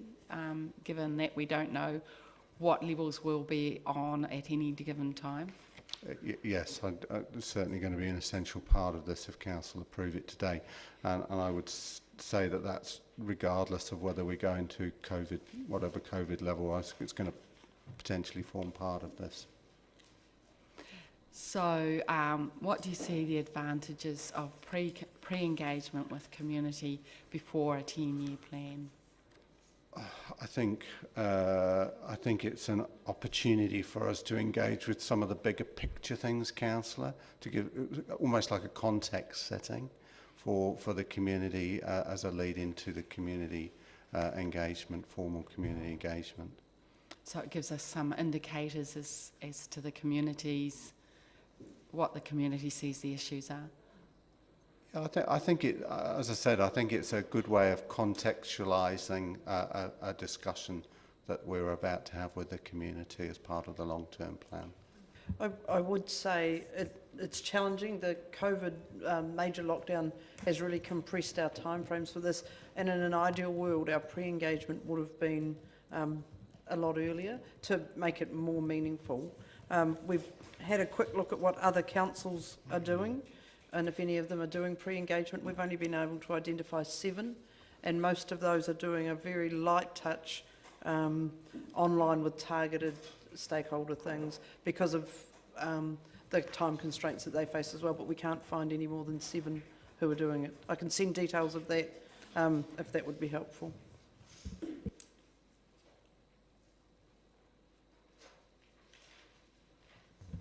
Further questions? Councillor Gary? Thank you, Worship. Apologies if I missed the first question that was asked. My concern, I wonder if you have a concern that if we go out with pre-engagement too early and things change, because there's so much uncertainty around at the moment, that will be very confusing for the community. Do you have any concerns about that at all? I mean, it's a challenging period we're in, Councillor. We've got COVID, we've got an election coming up, so there's going to be a lot of conversations out there, a lot of information. I guess, and within that context, yes, possibly it is going to be difficult. What I'd say is that we'll have to think very carefully from a comms point of view about how we might cut through some of that to make it as easy as possible for the community. And my second question is around the online aspect. Are you confident that we can ensure those who don't have that online access will be well catered for? Again, I think that's a challenge. I think there's... It's always challenging. Yeah. So online, we know that there are certain parts of our community that is, you know, not always a good option. So we'll do our best. So online is kind of that halfway house that gets some engagement. As part of the formal engagement, we would ensure that we had mechanisms that met all of those people who wouldn't always be able to access online. And potentially, if you wanted targeted stakeholders, we could try and identify those stakeholders as being ones who are less likely to have access to online forums. Thank you, that's helpful clarification. Yeah, just following on from that, as anybody in the events sector is currently learning, the effort from a human resourcing point of view of unproducing events can be as much, if not more, than producing them in the first place. And I'm just interested in the thinking that staff have done around what the various human resource implications of these options are. Are you factoring in things like having to, or the effort required to cancel and reschedule and reformat and reprogram events in an environment where we can't, with any confidence, plan more than a week ahead at the moment? Yes, we are. And that's why online and limited targeted stakeholder meetings might be a good option. But again, depending on what level we're at and the timing of the election, the timing and the value becomes challenging. So online resources are clearly easy to deploy and are not dependent on those things to the same degree.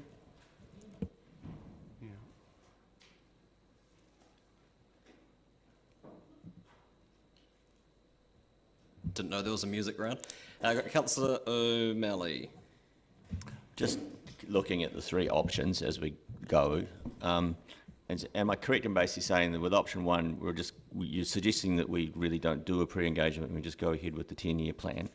Option two is that we do a pre-engagement in the form of targeted stakeholders. Then option three is really option two plus an online engagement? Yes, essentially, yeah.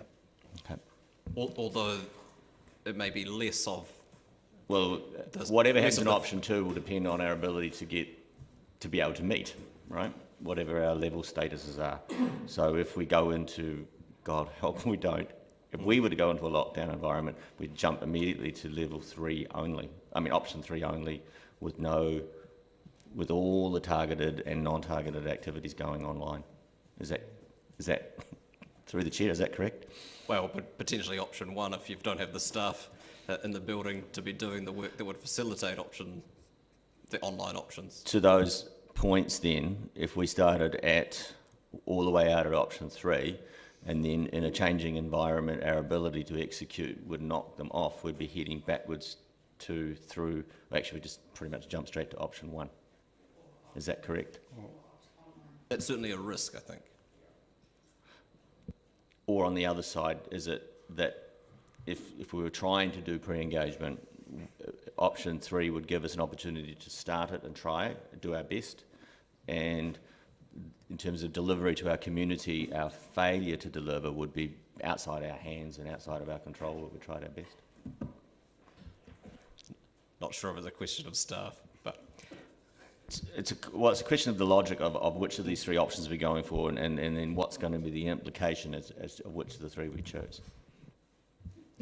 I have Councillor Walker.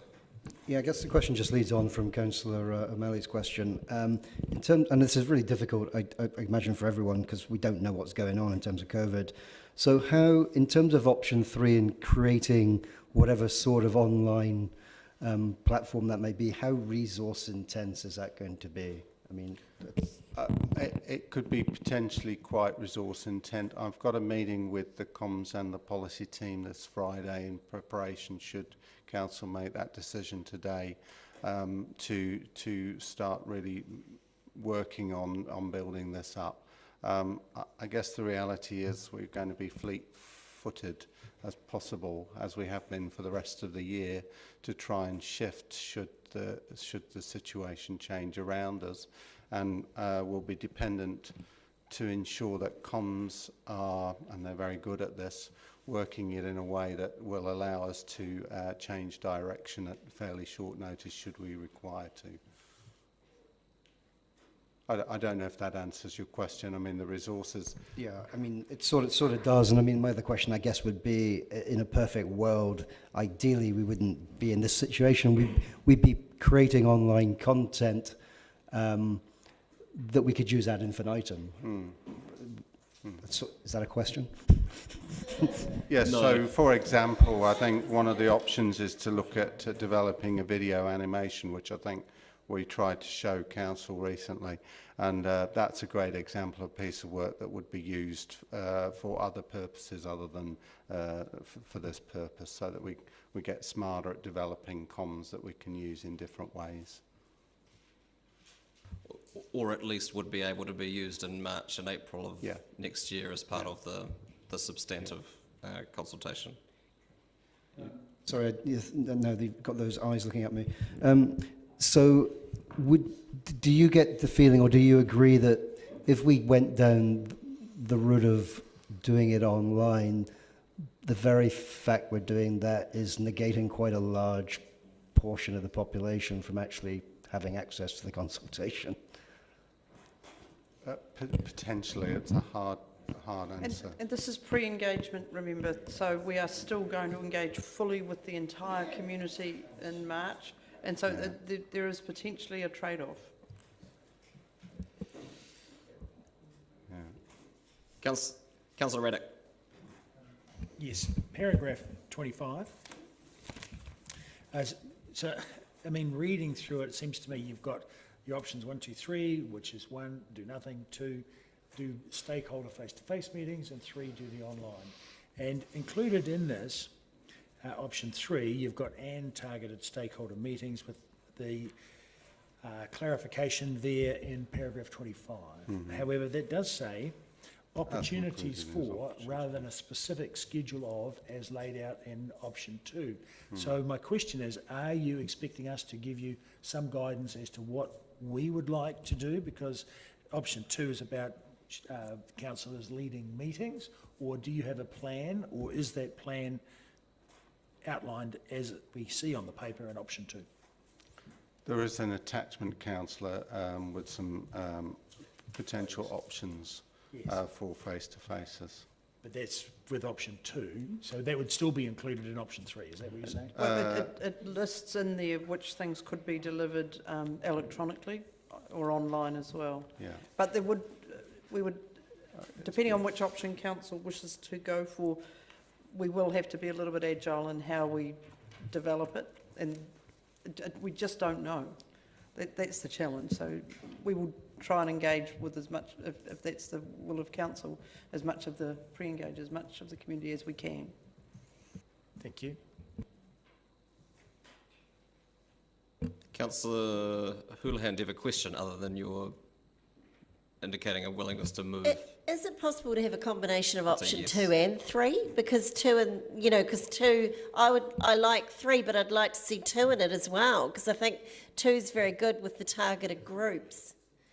Oh, is it? So everything that's in 2 is in 3, is it as well? Well, what Councillor Raddick has just pointed out is in paragraph 25, it includes the schedule in option 2 to do that. Right, so if we voted for 3, that would give us everything that's in 2 as well. Is that correct? To the best of our ability to deliver it, yes. Okay, yep, that's fine. Thank you. Can we move, could I... I believe the papers are move to- circulated in advance. Carry on, what? Can I propose we opt for option 3? You can move whatever you like. Yes, That's I'd like fine. to move that we go We've still for... got questions, but we'll come back to you. Councillor Elder. Just a question around community boards, and I was just wondering, have they already started work on their own 10-year plans That's covered, I think, Councillor. They, most nearly all of them have completed their community plans. There's a workshop scheduled where we will look to pull that together and see how it aligns with what staff work programs are. And I think there's a workshop with councillors as well and the community board, so we will work actively with them. Oh, great. So with the other stakeholders, and it's something that I talked about last time we did an annual plan, and that is, could there be a workshop for those who are interested to enable them to have a format like the community boards, which is great format, like, for example, place-based groups or whatever, to go to learn about how to do such a thing? We could look at that. We've listed what we think the pre-engagement mechanisms are in that attachment. What you're suggesting might be better as part of the formal consultation for the long-term plan, and work with place-based groups to help them write submissions in a way that fits within our process. Yes, because the format that the community boards have is actually quite a good one, and I just thought, Is it a question, Councillor? Place-based groups could benefit from, could place-based groups benefit from having just a little, seminar on how to use that format. I have a similar question, but it's slightly different. And I'm assuming that we're not being asked to approve this as a schedule, the attachment. This is just indicative of the things that we might do if we go down that path. I mean, I'm nervous about privileging feedback from people who live in community board areas over and above anyone else. So I would welcome some, but we don't need to deal with it today is my question. Is it possible to give that feedback in advance of this being implemented? Absolutely, and that would be our intention. Great, thank you. Councillor Lord, sorry, Councillor Lord. I was just wanting to know, and it's probably a question more for Sandy, but I generally believe we should inform the community as much as anyone, and I believe it is important to keep the community informed, but I'm just mindful of the fact all the reasons listed. We've got a COVID environment, we've got a general election. There's a number of things happening that make me wonder, would we be better to just defer until next year and do a full consultation there? And I'm just wondering, there is no preferred option here, but do you have any thoughts that you'd, or is it a staff question? I'm not sure. I think it's a question for your colleagues. I was going to say that we have put 3 options that we think give councillors what you need to consider, but the points you raise are good points, but it's for council to decide. We will deliver whatever option council wants us to. Yeah. Thank you. Councillor Barker. I have a question around the public's appetite for consultation currently, and I note there are a number of consultations out, and I was just wondering if you are getting more or less feedback from the community than usual. Well, that's a hard one to I think answer. it's topic specific. Well, I can tell you that we've had a lot of interest in the play spaces. Not very much in trade waste. Yeah. So. Yeah, my question was just around trying to get it.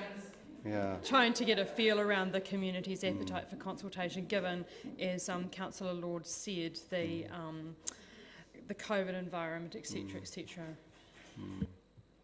It's hard to say. All I can say is I do know anecdotally, or more than anecdotally, that our play spaces has had a significant response. So obviously there's an appetite there in the community if people are interested in the subject, or and I'd just add, Councillor, through you, Chair, you'd recall from our annual plan consultation that significantly we got significant numbers of consultation by just simply expanding the engagement period on that. So if that's, again, it's getting a bit dated, but if that's a gauge of community interest in engagement, then I think it's a decent barometer. Bearing in mind that was a point in time when everyone was at home and very, very online. Councillor Gary. My question's been answered. Thank you. Councillor Raddick. Yes, given all the uncertainties we have with the communication environment. Would you say that option 3 allows us the greatest possibility of the highest engagement we could manage in the community? For pre-engagement, yes. Pre-engagement, yeah. Great, thank you. Councillor Millie? Just touching on the efficiency of use of resources. Let's pick a really exciting topic like waste, and say if anything we did in the pre-engagement would, I think you touched on it already, would a lot of the resources that we have to make for that pre-engagement in fact be able to be then reused in the actual formal LTP consultation? In other words, you mentioned like a video that would inform. How much do you believe if we do in the pre-engagement that it'll be stuff that would not get used again versus in fact it would be already a pre-work up to something that would get used again? And that's a hard one to answer as well, because I don't know what it looks like yet, but I'd certainly encourage our comms and marketing team to be thinking in that way to make the most efficient use of the resources that we've got. I think that I would be optimistic that if we thought and created it in that way that we could reuse it as much as possible. What I would say though is there is bound to be some resource that can't be used because we are prescribed with formal engagement needing to ask certain questions in a certain way and meet audit requirements, and so we won't be designing this material to necessarily be that, and there'll be specific questions we're asking in March that we don't know yet. So I have a question about staff's appetite for rescheduling. I think there's a risk in that if you go out with a list of events, doing face-to-face events, and then you have to, well, not so much if you have to cancel all of them, but if you had to cancel some, there would be obviously a sense of expectation within the community that those that were cancelled were reinvented or reformatted or rescheduled with all of the work that comes with that. And I guess my question is whether staff have an appetite for not doing that, or a view around whether you would, because that has some bearing on whether I can support a schedule of face-to-face meetings if we are signing our staff up to commit to making sure that they happen. When we can't control those external factors. There would be a time frame whereby they had to happen. So if some, for whatever reason, needed to be called off, I think provided we had indicated well enough in advance, if we couldn't meet that date, then we wouldn't be rescheduling, because there comes a point where pre-engagement isn't meaningful. So I would think limited numbers of face-to-face events is probably the best we can offer at this point, given the level of uncertainty with the climate we find ourselves in. Thank you. Councillor Lord. Well, I'm just wondering if it's an appropriate time to just signal that if I've heard enough, I think that I feel quite comfortable that if option 3 should fail, I would move option 1. Thank you. Councillor Elder. Thank you. With option 3, the fallback, if meetings can't go ahead, is that those communities of interest could put something online. Is that right? I think if we would possibly look at Zoom options or online options to have those meetings with people in the first instance, yes. So your first step would be Zoom, a Zoom meeting, and then online. So there's plenty. In your opinion, is there plenty of options should we have a lockdown or level 2? You can't have over 100, whatever. There are options, councillors, but those things still take quite a bit of time administratively to set up. And online and working, were we in a situation where we were having to work more remotely than we are now, administratively it's far harder to pull that stuff together when all of you are working remotely. So it's not just the community being in a COVID situation, it's staff having to work in that situation as well. I think my thought Is it another question? Yes, yes it is. Would it be good if we messaged right at the start that should we not be able to meet face to face, given COVID-19 and we don't know the future, there would be options for online and Zoom? Yeah, we would probably signal that would be dependent on COVID alert levels right at the beginning, so people are aware of it up front. Yeah, and the options should. Thank you. Councillor Reddick. Yes, so is there a motion drafted to adopt option 3? And if not, I'm happy to move that. Sorry?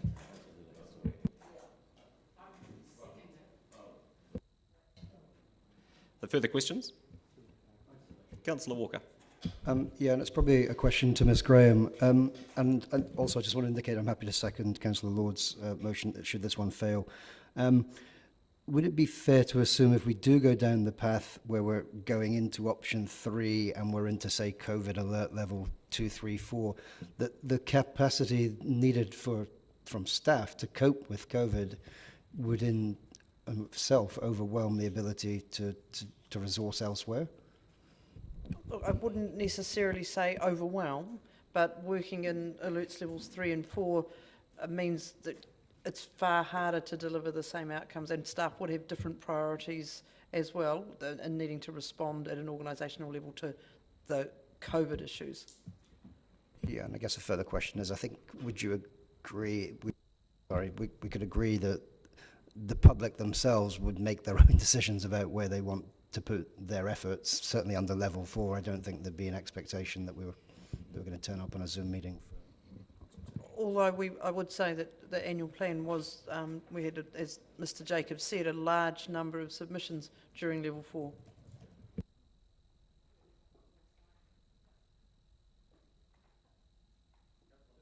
Speak to your motion. So I would, thank you, Your Worship. I would like to obviously move option 3, and the reason for that is that I think we need to show the residents of our city that we are engaging. We previously have done consultation, and I think I'm correct in saying, and I'm sure Mrs Graham will correct me if I'm wrong, that by law we need to consult.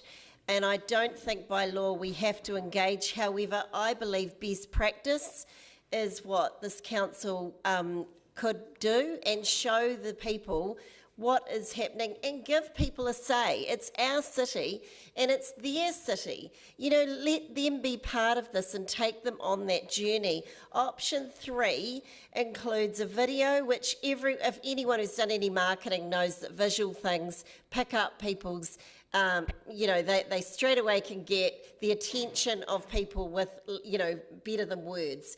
And this option offers the option to have a video. I think that's brilliant. It could be sent out throughout social media. Also, statistics show that people will look at things on their mobile device or on, you know, social media. Video plays really well for that. A lot of people don't pick up on normal lines of engagement or consultation, and I think this gives us a lot more options to pick up more people. The reason why I think it is so important is that we want to be seen, and I'm not saying we're not now, but as an open and transparent council, and this way people have a say in the next 10 years for our city. It is a massive amount of decisions that we have to make for our city, and I want to know that as much as possible we've done our absolute best to create opportunities for people to engage.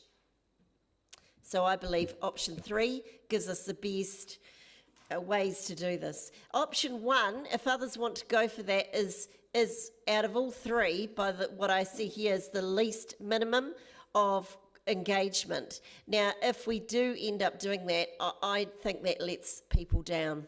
And I really feel if we want people to come on the journey with us, we can hold our head high and say that we did our best to engage. Councillor Reddick. Yes, I support option 3. And I think one thing that has become apparent in the times of COVID, unfortunately this year, is that people are more prepared to engage online, and we've noticed a big increase in people watching the council meetings and deliberations and so forth, and so the general population is far more inclined to look for information online to find out about what's going on in the city and also to observe proceedings. So I think it's very important that we, in the first instance, put some good, usable information, accessible information online so that people can also research the facts and the data as well as the video presentations. And then on top of that, the option 3 allows the possibility for face-to-face meetings, which are also important, but they're what's historically always happened. And I think if it's at all possible, we should be doing those as well, but we have the benefit of a possible schedule to look at. So I think option 3 is the way to go to give us maximum engagement with the community. Councillor Lord. Yeah, look, I don't support this option, and it's not because I want to hold back and not inform the public, but I just think there's a number of constraints that are around at the moment in view of the fact we've got the COVID environment, we've also got a general election coming up, people are busy wanting to go to get involved in the general election and those sorts of things, and I don't think that the option 1 means that we will not consult with the public. We will do a full consultation next year, as is planned, as is done every long-term plan, and so I just think this option gives us a situation where staff can focus on getting the consultation right for next year properly and not be sidelined at the moment with worrying about this when there's a lot of other things going on. Thank you, Councillor. I'm fully supportive of option 3. And I note in the discussion on point 12, the proposed early engagement provides an opportunity to check in with the community. And if anything, post-COVID-19, to me, actually increases our need for an early engagement, because things have changed. Things have changed for our whole community, and we need to hear from them what they see as maybe different and change priorities, and hear what they would like to say going forward in planning our 10-year plan. I believe this needs to be inclusive and accessible, and I shadow your concerns, Mia, about the need for, say, place-based and other groups to be involved, and I think that point 25 and option 3 gives that opportunity for broader and more inclusive participation with other groups. And so I really believe that the aspirations and the for the future that the community have at this point in time is actually sharpened and changed, and I would like to hear those so that I understand them before I go into the 10-year plan. Councillor Gary. Thank you, Your Worship. I'm going to be voting against this motion, and I want to just preface my reasons for saying in a perfect world, pre-engagement is a great idea. I don't think there's anyone around this table who would disagree that we need to consult with our community. I think everybody would agree with that, and the importance for transparency and taking our community on the journey with us. But these are extraordinary times, and there's so much uncertainty. I really am concerned about the possibility of things we are pre-engaging on changing by the day almost, for all sorts of reasons. I think it's confusing for the community if that happens. I think there's too much noise out there. We've got a general election that's just been changed. We've got alert levels changing. And I think that this would only add to that noise and be really unhelpful when we go to do the full consultation. I recall too that in the early times of lockdown, and as we came out of it, the community saying to us, please don't ask us to submit on too many different things. We just can't cope. And I think in people's everyday lives, what I pick up is people are not less busy, they're actually more busy and more overwhelmed post coming out of lockdown than they were before. If they were busy before, they're overwhelmed now. We don't want to be adding to that. When we come to do our consultation, we want to do it really well, and we will. I have confidence that we will. And the community, I believe, will be more ready for that. I think pre-engagement in this environment right now would be unfortunate. So I'll be voting against this motion, and if the first option is put, I'll be voting for that one in these circumstances. Thank you. Councillor Wiley. Thank you. When I look at this motion and then listen to the discussion around the table and the points made, you know what, everybody's right, and that's the key. We have, I guess, a difference of opinion really around, to me, the date of October 30th and the amount of information we'll be able to collect online prior to the October 30th. But I think right now I'm already fielding calls, working with groups about the long-term plan. And any time we can get that engagement to take place and get them thinking of the long-term plan, I think is a good idea. The importance of the 10-year long-term plan is a lot higher than what it was, you know, many years ago, or even just a few years ago. It is about getting the awareness level up. They may not engage, they may not, you know, look at the stakeholder meetings or anything like that, but there are groups right now that are very focused on how they move forward through the long-term process, and I think this is a good step on that basis. The one thing, though, we have to look at, the economy and the community are hurting. There are a lot of factors coming into our long-term plan, and some of that information is in the next paper. And we have to make sure that we basically turn over everything we can, every rock, every cranny we look into. We really communicate the importance of this to the community. Anything we can do with that and make that happen, I'm supportive, so I'll be supporting this motion. Councillor O'Malley. Thank you, Worship. I'm obviously going, well, not obvious, but I'm going to support this motion. The whole point of early engagement is to get consultation sorted out properly. So option one is our minimum statutory requirement, and we are going to perform that. But if you engage early enough, then you can get information that help you with your statutory requirements. I am of the personal opinion that we should constantly be engaging, and that way we have a sense of how we're interacting with the community better. Option three has a significant comms investment, but it has to be weighed against the benefit of demonstrating our commitment to engagement and our ability to adapt. It offers us a capacity to get information back for our community that helps us with the statutory requirements later on in the year, or start of next year. It also offers a step-down approach. People have talked about whether or not COVID would change the levels of ability to engage. Obviously, if we have any change in status, we will have to change our ability to engage. But to me, saying that we don't want to do this is a bit like being afraid to have an outdoor concert because we're afraid of rain. Things can interfere, but concentrating on what may interfere, determining whether or not what's in front of you is a good idea or not, means that you're allowing fear to drive your decision-making processes, in my opinion. And on the other one, will they be overwhelmed because it's an election and they're overwhelmed with other things? People don't tend to engage with you on every item of the long-term plan. They tend to engage, as we've seen the difference between the caring about trade waste and the playgrounds, is they engage in what concerns them. And often is not, they only have really one thing that they're going to want to come to council with. So I don't believe we're going to overload people by engaging early. I think they'll come if they want to, and if they don't want to, they won't. But at least we've done it. I feel that we often go back to our statutory requirements and declare job well done, and I think we should aim a bit higher.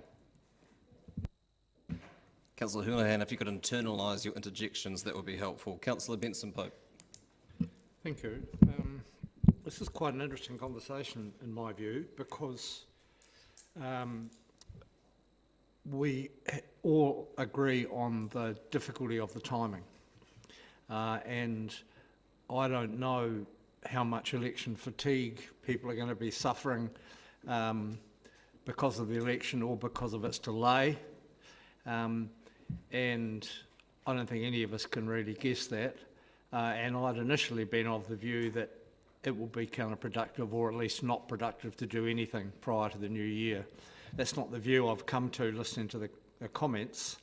And I think however you attack getting feedback from people, or however you approach this, feedback's more valuable if it's better informed. And even if the success of whatever option 3 turns into is partial because of other external influences, that's better than nothing. And I'd remind councillors that it was uninformed feedback, and the initial rush of blood to the mouth feedback that had people demanding that we slash and burn and rush into austerity because that was going to be the only way to, to find a brave new way into the future. Well, thank goodness we rejected that, and thank goodness the government rejected that, but that was the initial request from the community, or some of it. So I think 3 is a sensible path to getting what information we can, with a view to whatever comes to us during the formal consultation process from whichever parts of the community we can get into contact with, will be better informed. Whether or not that's affected or diminished by election fatigue and Christmas and all the rest of it, who knows? But other than asking staff to be flexible and modify as appropriate to the circumstances what they can do, I don't think there's any downside in the option that's under discussion, and I think it can only benefit the formal hearings when we get round to them, because people will have had the opportunity and hopefully seen some of the actual information rather than the mischief and misinformation that we see on so much on anti-social media. I don't know if it's a dramatic pause or not. Councillor Barker. Thank you, Your Worship. As Albert Einstein said, I'd rather be an optimist and a fool than a pessimist and right. Therefore, I will be supporting option 3. The long-term plan is the most important document that we do, and I welcome the community's input into our planning process. Councillor Staines. Thank you, Your Worship. I can support option 3. I know that option 3 will entail staff doing a lot more work, but I honestly believe that getting the engagement early before we enter formal consultation is really important. And as Councillor Benson-Pope has said, the easy option probably is go with option 1, but if we engage well through this period, people will have a better understanding of what is going to turn up in the formal consultation and be better informed when they come to consult. I have to also note that elections always happen in the year that we're preparing the annual plan.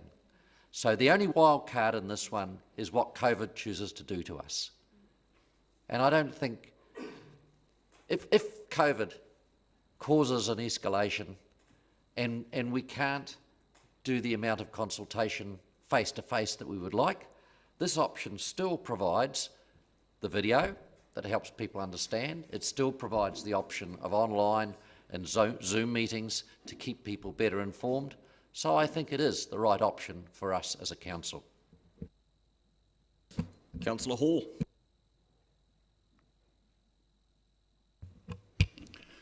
Under normal circumstances, option 1 would have been easy to go through.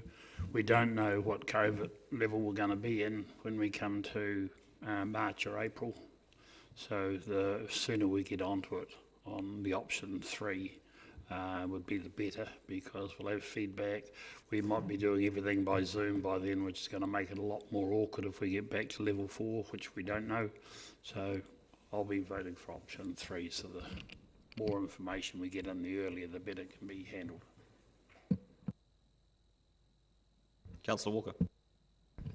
Yeah, thank you. And as Councillor Benson-Pope says, this really has been an interesting debate, actually, and my mind has been going from hither to thither. And it's interesting hearing people talking about engaging well, because I think that really is a relative term when it comes to any community anywhere in the world. And I sort of do agree with Councillor Lord and Gary when that I guess nobody here is against good engagement. But again, I struggle to know what good engagement is, and if anybody ever finds the answer to that, please let me know. But we're also in a period of tremendous uncertainty around COVID-19. I probably, more than anybody around this table, have been the purveyor of gloom and doom when it comes to where this particular awful virus is going, and I still think we're going to see some dark days here in Dunedin. So it does provide great uncertainty moving forward. It makes me very uncomfortable in terms of planned events or talks or meetings, and it also makes me uncomfortable that we may be impinging pressures potentially on staff where they may have to be deployed elsewhere to have outcomes that will be far more important than engaging well with our community. And that's without even mentioning the October 17th general election. I'm not a great fan of this motion and would support motion 1. And I guess on a personal level, I'm just sick to the back teeth, probably like many of us, of buying tickets and cancelling events, including one I was very much looking forward to next Saturday, an 80s dance event in Port Chalmers, which has been cancelled. And yes, you are right, I can't dance. I think for me, our energy and where we really need to focus is the formal consultation in March and April, and I think we really need to focus on getting that spot on and right. But yet again, even in the context of COVID-19, we may not even have the opportunity to do that. So I will not be voting for this motion. Thank you. Councillor Houlihan, your right of reply. Thank you, Your Worship. Yes, thank you so much to everyone who has supported this motion, and I particularly thank you to Councillor Benson-Pope. I agree with what he said. I think for people to be informed is the key part of our job as a council, to let people know. And I think what we're saying by this, if we do pre-engagement, I believe, and I think Councillor Benson-Pope was saying the same, but he can correct me if I'm wrong, is that if we have this pre-engagement, when we come to actually doing the plan, people will be more informed, and hopefully it will make that process easier. Now, it goes without saying, a lot of people have voiced concern about COVID-19. I obviously also have concerns about this. If our levels change or if there's any issue with safety, safety will come first. And if we have to, as Rob, what's his name? Yeah, Rob West said, Mr. West said that, you know, we will go to online. So we will do our best. But as Councillor Elder said, we are living now in a new world. COVID has changed everything. So the consultation we did for the last 10-year plan is now completely different. And the assumptions we're making for this plan might be completely different because people's lives are completely different. The world is completely different. Councillor Lord said he has concerns about it happening at the same time as we're electioneering. Now, anyone knows, and I think Councillor Lord probably knows this too, that MPs also are eager to give us things and be more open to things at a time of election. If we are engaging in our communities, and if these MPs and potential politicians come to some of our meetings, if we're able to have them, God willing, we they will hear what the concerns are in our communities. Now, I see that as only a positive thing and something that will also help them with their lobbying as well. So I personally think more engagement helps the potential politicians in what they want, you know, in talking to our residents and hearing what our ratepayers need. I go back to what I said before is, for me, the three things I look at is it open, honest, and is it fair? And I think we're being really open by saying we'll do more engagement. We're being honest with people. We're saying we want to hear from you. And we're being fair. I also think what we're doing, and we've been accused sometimes of going out to people and saying, here, we've got a plan, what do you think?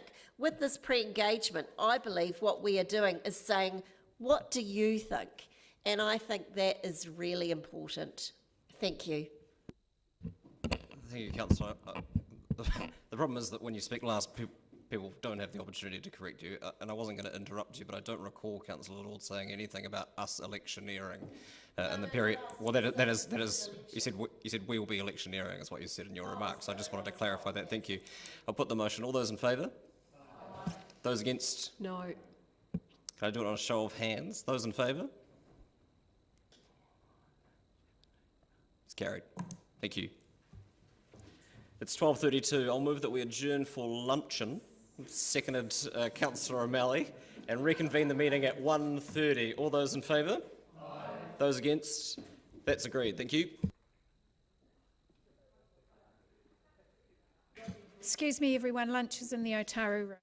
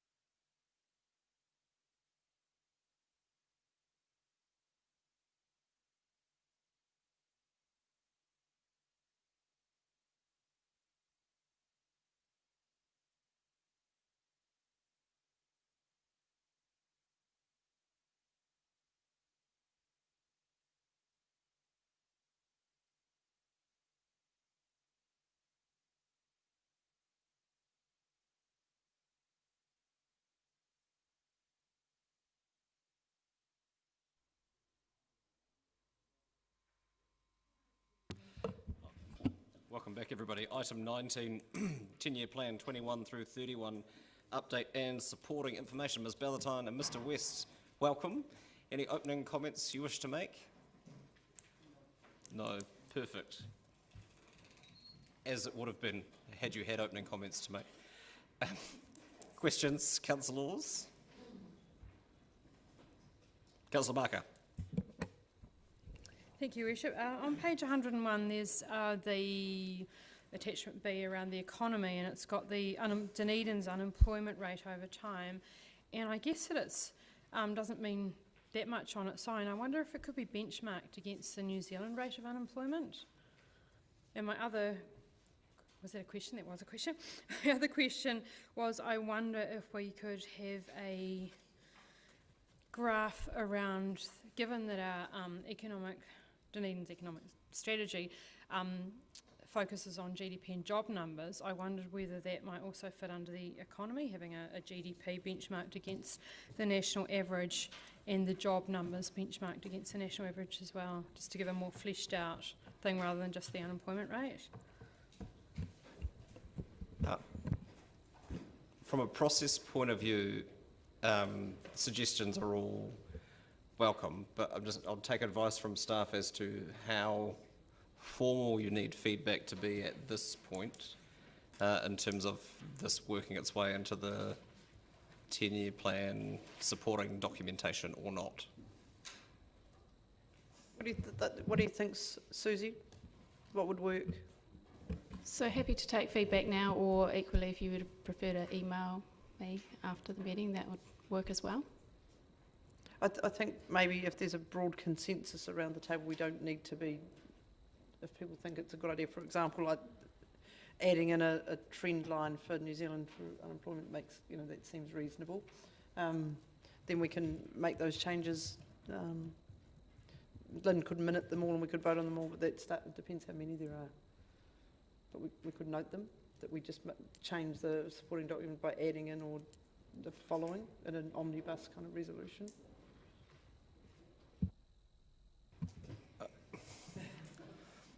It's not ideal. I just don't know what staff had in mind in presenting these to us in terms of how you would go about consolidating feedback, and because I'm wary of assuming that any suggestion that someone raises might have the consensus of the room without testing it.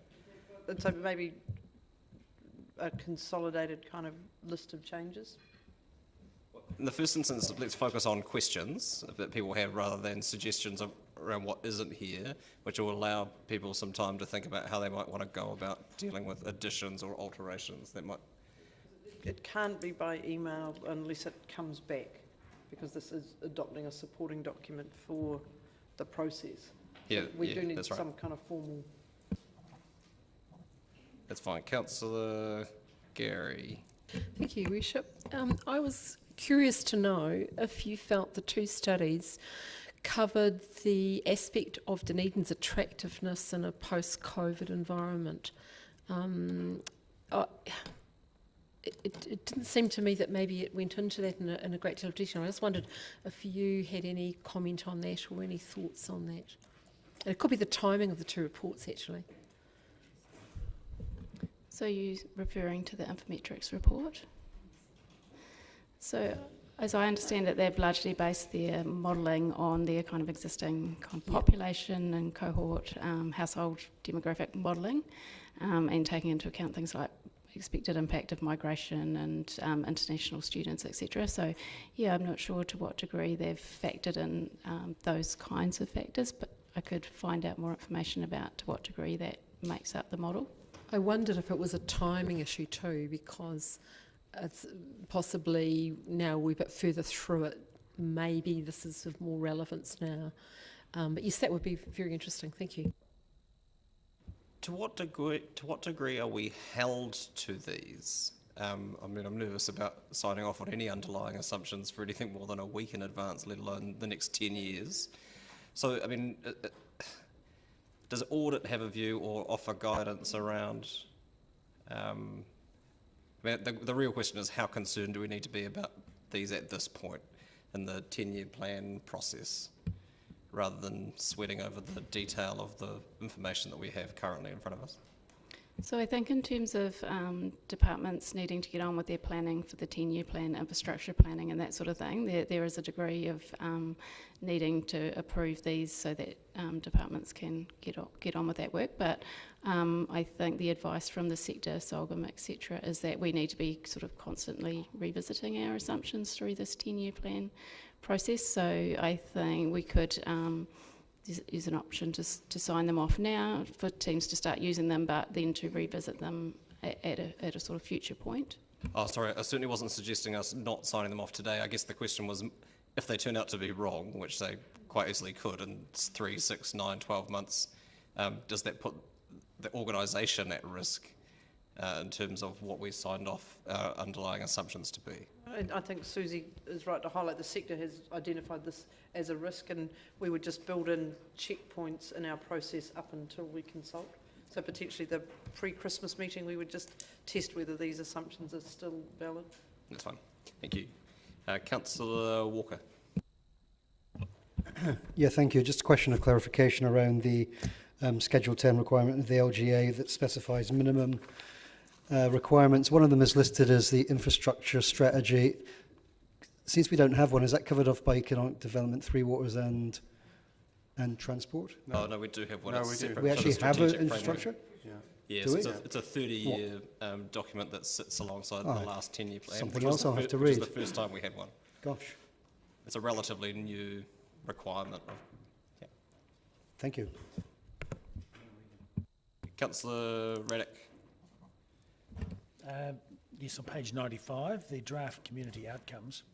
I'm just wondering, I'm looking at that and looking also at page 99 where the snapshot of city residents, 87% say they have a good quality of life, and a great quality of life is a outcome that we're looking for in our draft community outcomes. However, 72% say they only 72% say they have pride in the look and feel of the city, yet they do say they have a good quality of life. How do you reconcile those two? I don't think that's a question staff can answer necessarily. Well, in terms of our draft community outcomes, there's nothing about... Those two, trying to reconcile those two figures, you mean? Yeah. Those two figures, because they're shown on the same page in terms of our snapshot alongside each other. So both of those figures come from the Quality of Life Survey, which is done across the country every 2 years. So my understanding of it is that that quality of life measure is sort of like an overarching measure that encompasses a whole lot of different dimensions like social connectedness, economic well-being, health, etc. Whereas the look and feel of the city is sort of more targeted to the physical environment. So yeah, I think they're just measuring two different things. Different things, and they're just put alongside each other for simplicity. Thank you.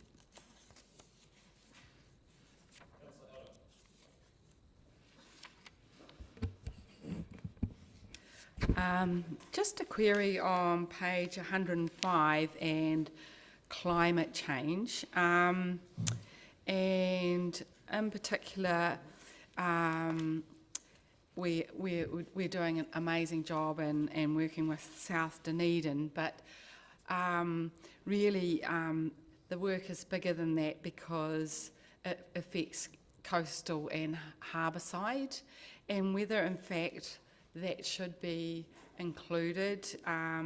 For example, you know, State Highway 1, the harbour side, even dare I say, the hospital, etc., in that area. So it's a bigger piece of work, and whether that should be included in that because, you know, Waitati, erosion, etc. I guess as part of the long-term plan preparation, Councillor, I know that just picking up infrastructure strategy, for example, there's a considered look at how climate change will affect that infrastructure strategy, not just within the South Dunedin area, but across the whole city. So there's a lot of work going on over and above the South Dunedin for departments to consider climate change as part of their long plan preparation. So could this is one of the kind of additions I was thinking that was all on that page, because then what it does, it doesn't just identify South Dunedin and it's so kind of like they've got a wee target on their back, and so it actually identifies the scope of the bigger work that needs to be done, and it could be just a paragraph. Well, I mean, I'd note that the large emboldened text doesn't refer to South Dunedin specifically at all, but low-lying areas of Dunedin, which is far broader than that. Yeah, but all I'm saying is having one paragraph with the Sorry, I shouldn't have jumped in there. Do you have further questions? Well, that was something that, you know, yeah. I was Are there any other questions? Councillor Barker? I'm just a little confused. You're on page 89, number 17. It says the Dunedin 2018 city profile at attachment B. Is that an error, or are we basing this on a 2018 profile or updating it to 2020? It's page 89, the bottom, number 17 says under city profile, it says the Dunedin 2018 city profile. Is that an error, or are we basing this around a 2000, or is wanting to make a 2020 profile? I think that will be an error. Okay, thank you.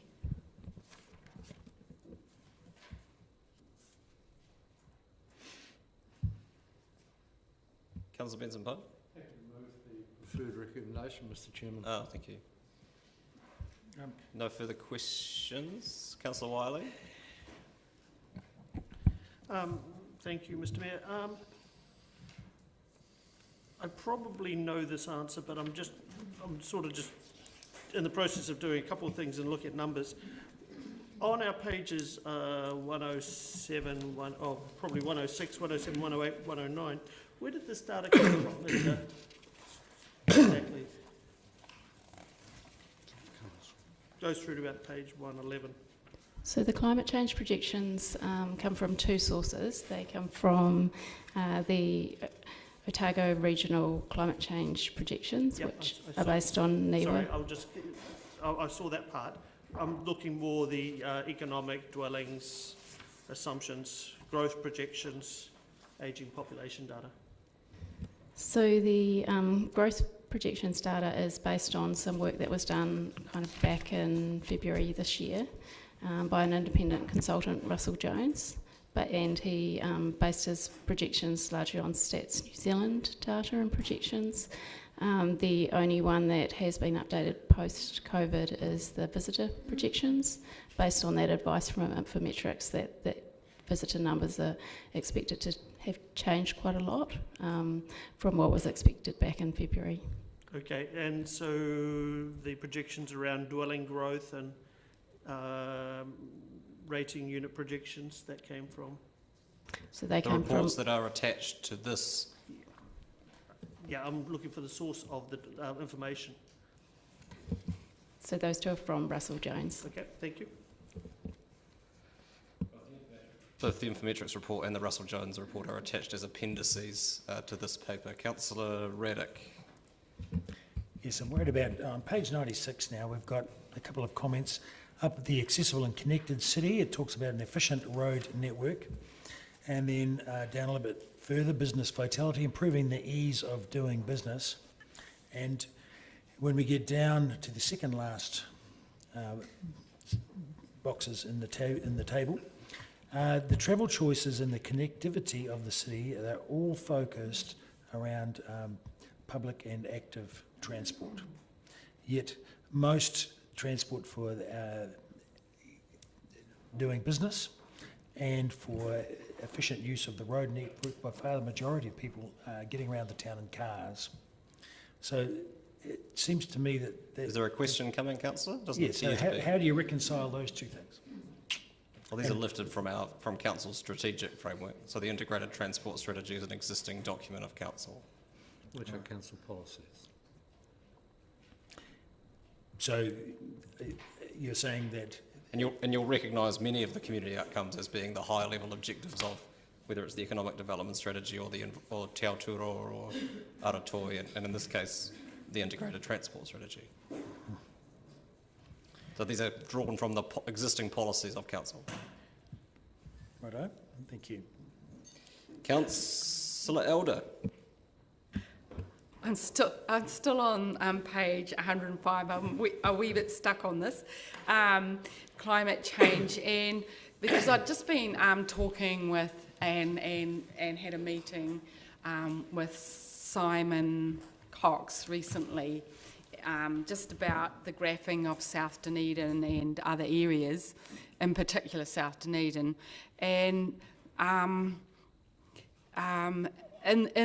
the work that he did, it demonstrates that seawater goes in 800 metres. Councillor, you know No, what I'm going to say, don't you? I have a question here, I do. In saying by 2090, low-lying areas of Dunedin will experience at least 0.5 metres of sea level rise. Indeed, sea level rise is going to happen, but not all that area will be affected in a sense directly, but indirectly. So what he said is it would be more accurate to say vulnerable to the effects of or exposed to the changes caused by 0.5 metres of sea level rise. Do you see the difference there?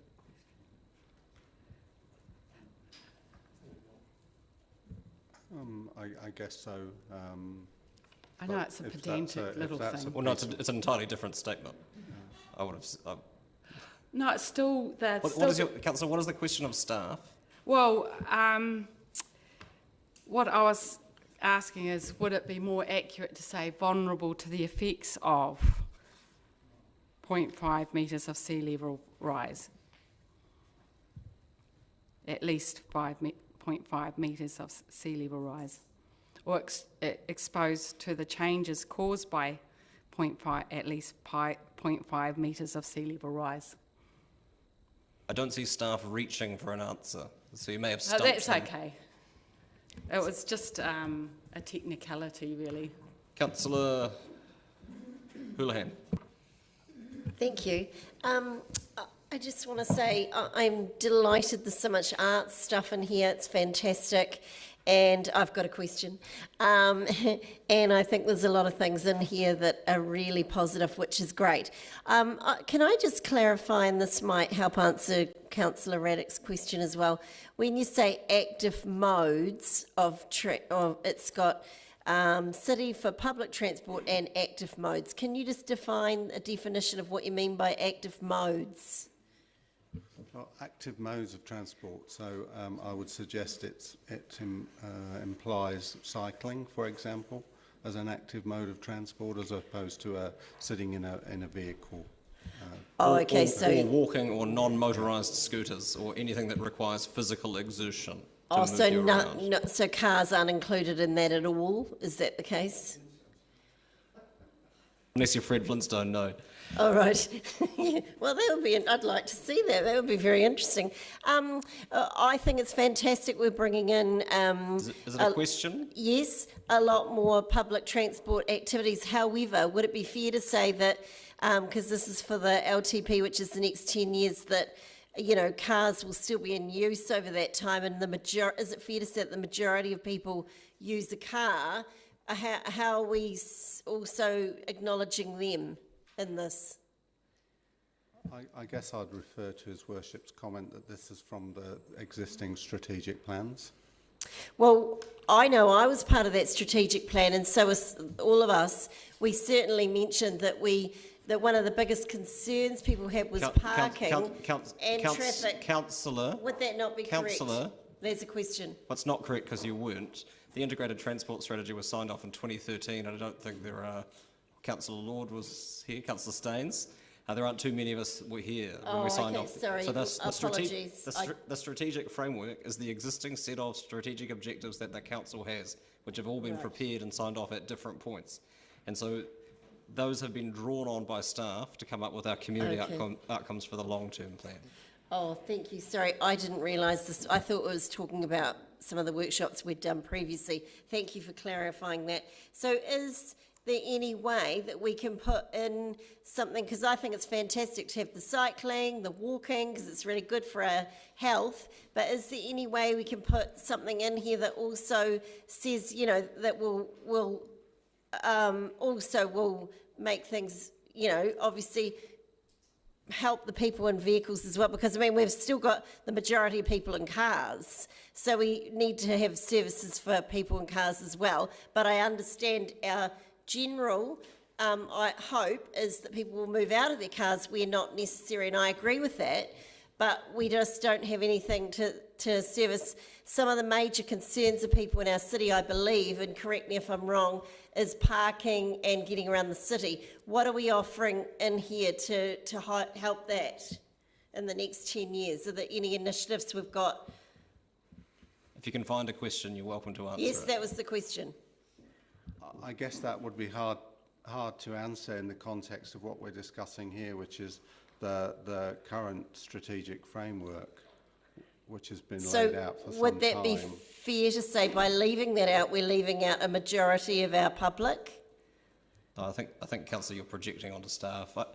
This is the policies and strategies of council are set by elected members and not by staff. Staff's job is to give effect to them, and they've brought back this paper, which draws on the strategic framework that this council, by and large, has inherited. Okay. Those strategic priorities can be changed by council at any point.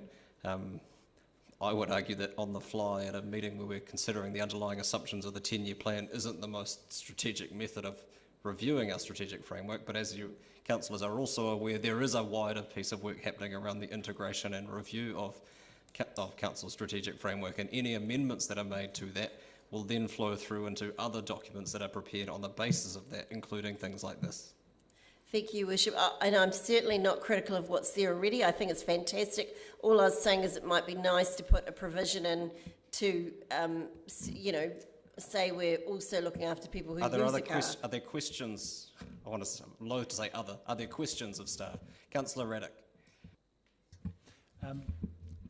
Do we have any measurements of the economic performance of Dunedin since the road transport, the efficiency of the road transport network has been deprioritised? It's probably a no. Point of order, Councillor Benson-Pope. I'm not aware, and I haven't been here as long as many people around the table, but I haven't been aware of any deprioritisation or reprioritisation of the road transport network by this council. So I think that statement is not accurate and it needs to be withdrawn or corrected. Well, I'm looking here at the second last table. You're going to speak to the point of order, are you? Yes, I'm speaking to the fine. the point of order. That it says prioritising investment in space for the provision of active modes in public transport, improving connections between the centres for public and active modes, and integrating land use to reduce demand for vehicle travel and increase the resilience of the transport network. So that there's nothing in there about prioritising the efficiency of the road transport network, and certainly the public of Dunedin. No, that's not what it says. And the road transport network is more than the movement of private motor vehicles or freight. The road transport network includes cyclists and joggers and pedestrians and people on scooters. So but that's not what you what you said, Councillor Raddick. You said. I'm just defending the point as the point of order raised. So also the other another. No, I'm going to rule on the point of order, and I don't think your statement is correct around council deprioritising the efficiency of the road transport network. So I'd ask you to withdraw it and move on. May I cite one bit of evidence? Councillor, I've ruled on the point of order. Right.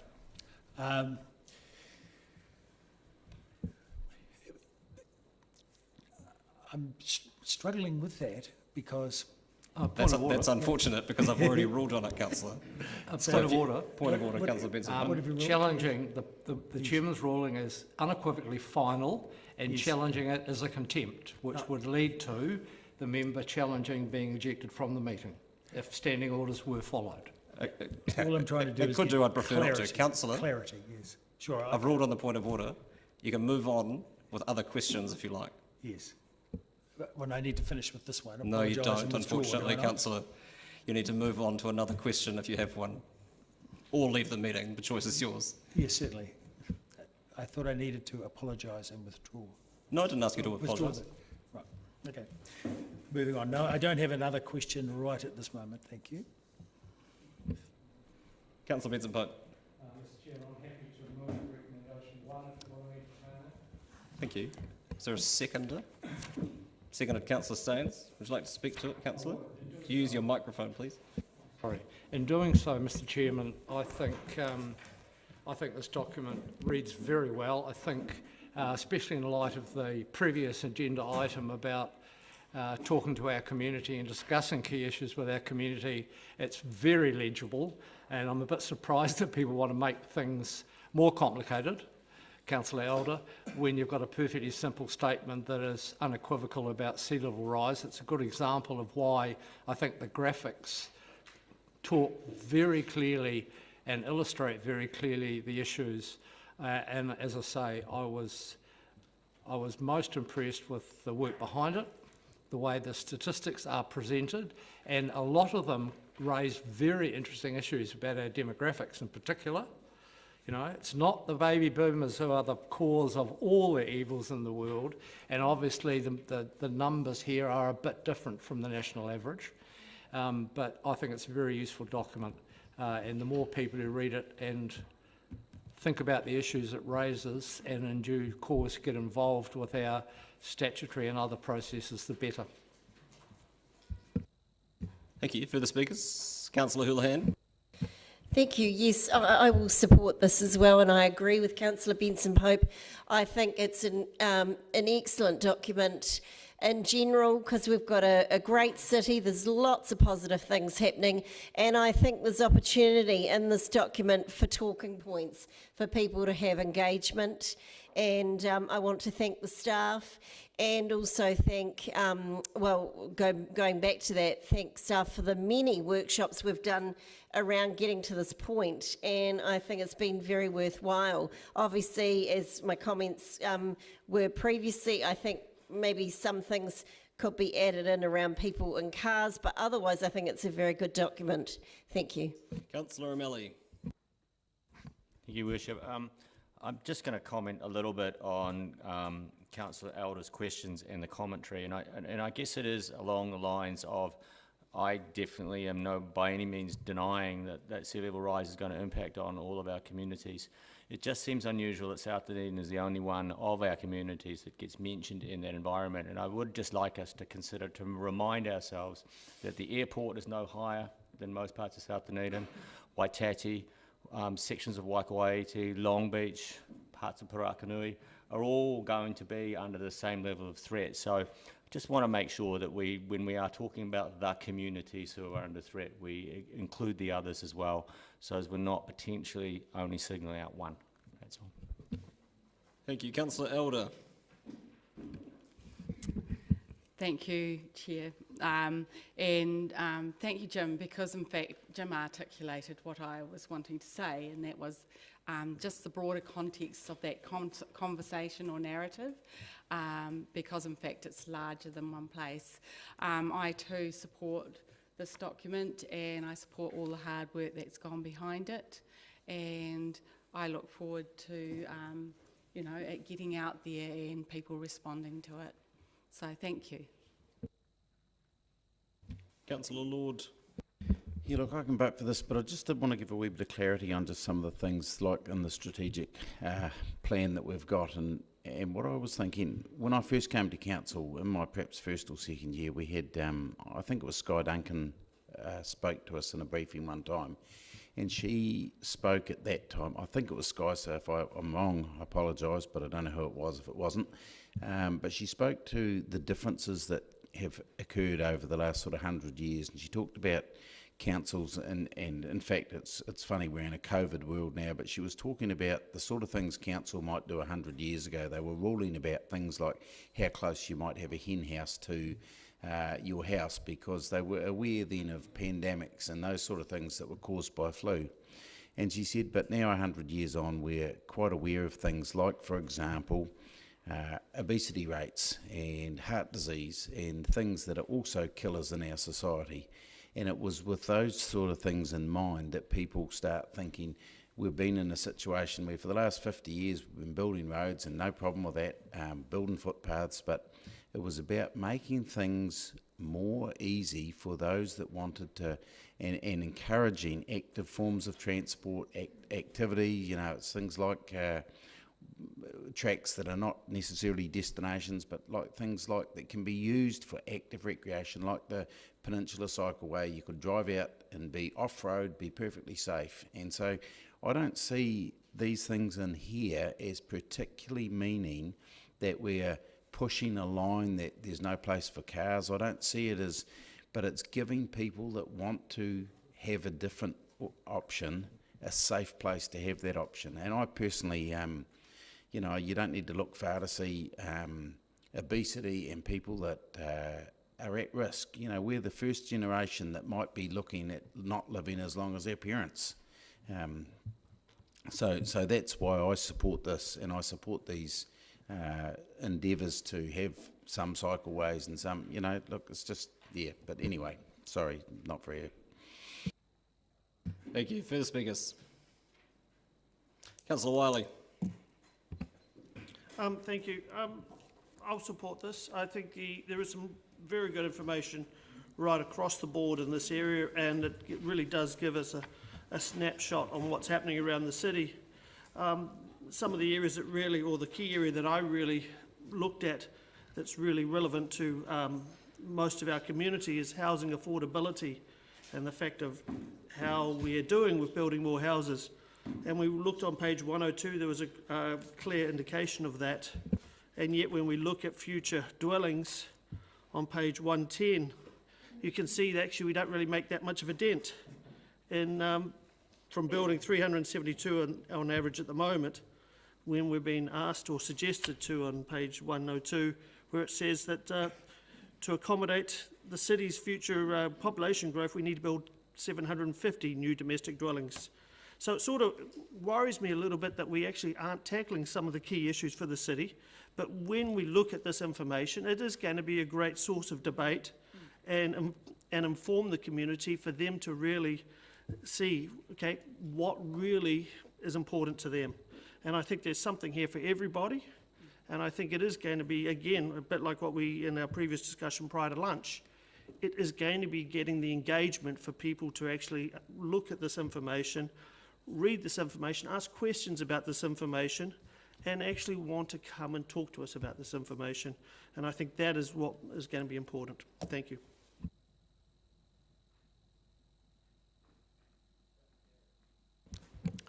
Thank you, Your Worship. I want to comment on the graphics to begin with, because I think they're excellent, and I think it means that you can get this snapshot view of what's happening in our city and what our focus is for the future. So I think that's hugely helpful. I want to pick up on a point that Councillor Lord made about how you can interpret different aspects, and we were just touching on this strategic our strategies, our 8 strategies, and active transport, because it's been mentioned several times in debate today. And there's different ways of looking at that, and I just wanted to remind people that in the area in which I've represented previously as a community board leader, that the children in that area could not walk to school safely. So active transport in that way is going to be delivered by the project that's just rolling out as we speak in our community. So whereas they were not able to walk to school before, they will be able to walk to school very soon. And so it's not about whether cars are prioritised or not, it's about opportunities for people to act differently in their everyday lives. The other point that I wanted to make was around the reports. I think they're excellent and make for very interesting reading. And the one thing that I noted in them is that you got a sense that they were done at a particular point in time, and things have even moved on since then.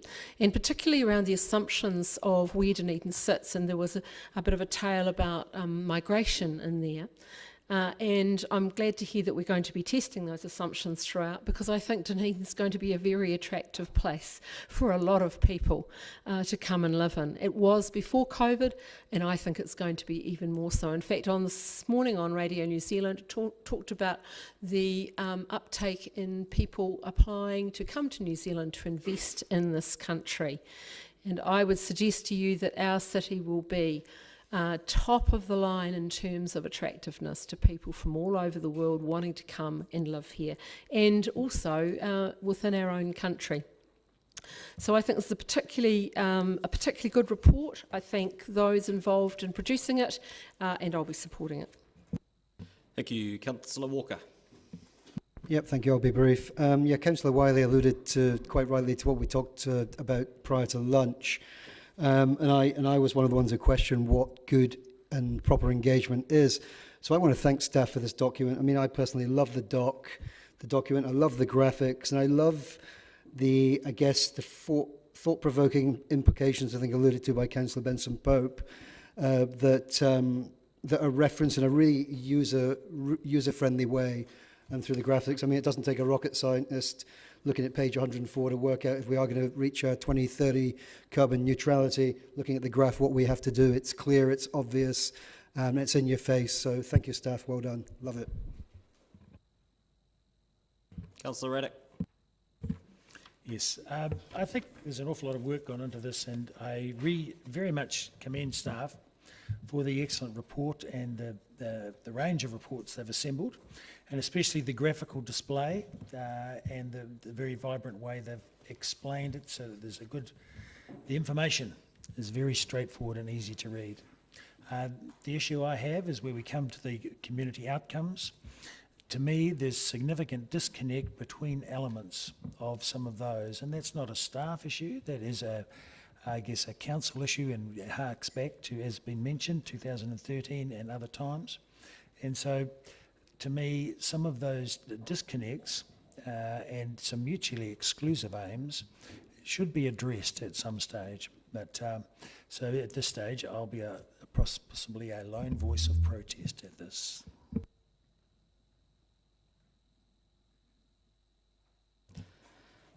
Hard to respond, not knowing what those mutually exclusive outcomes are, but are there further speakers?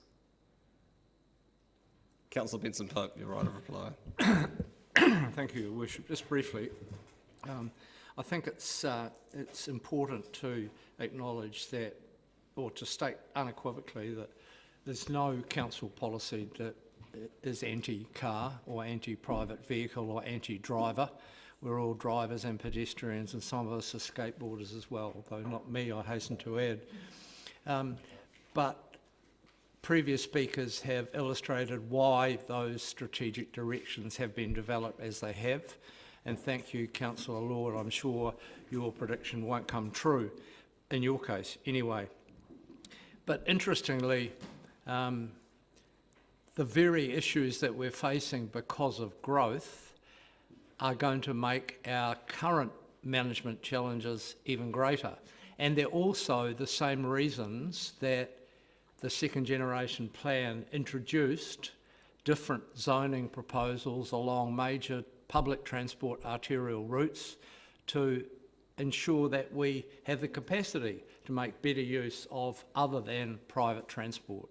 One thing's for certain, no matter what your view is, lots more people living in Dunedin with lots more cars will not improve the accessibility of the central city. So we have to have, along with other development in appropriate areas, we have to have better transportation network management and design. We have to have better parking management. We're talking about that. You know that as well as I do.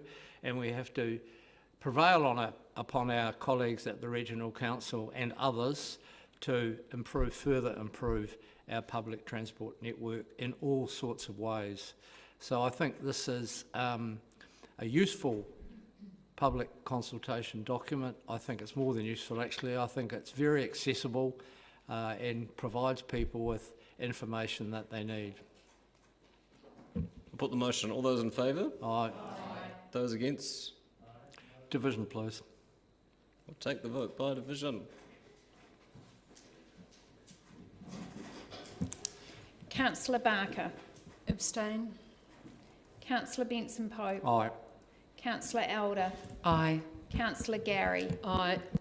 Councillor Hall. Councillor Houlihan. Councillor Lord. Aye. Councillor O'Malley.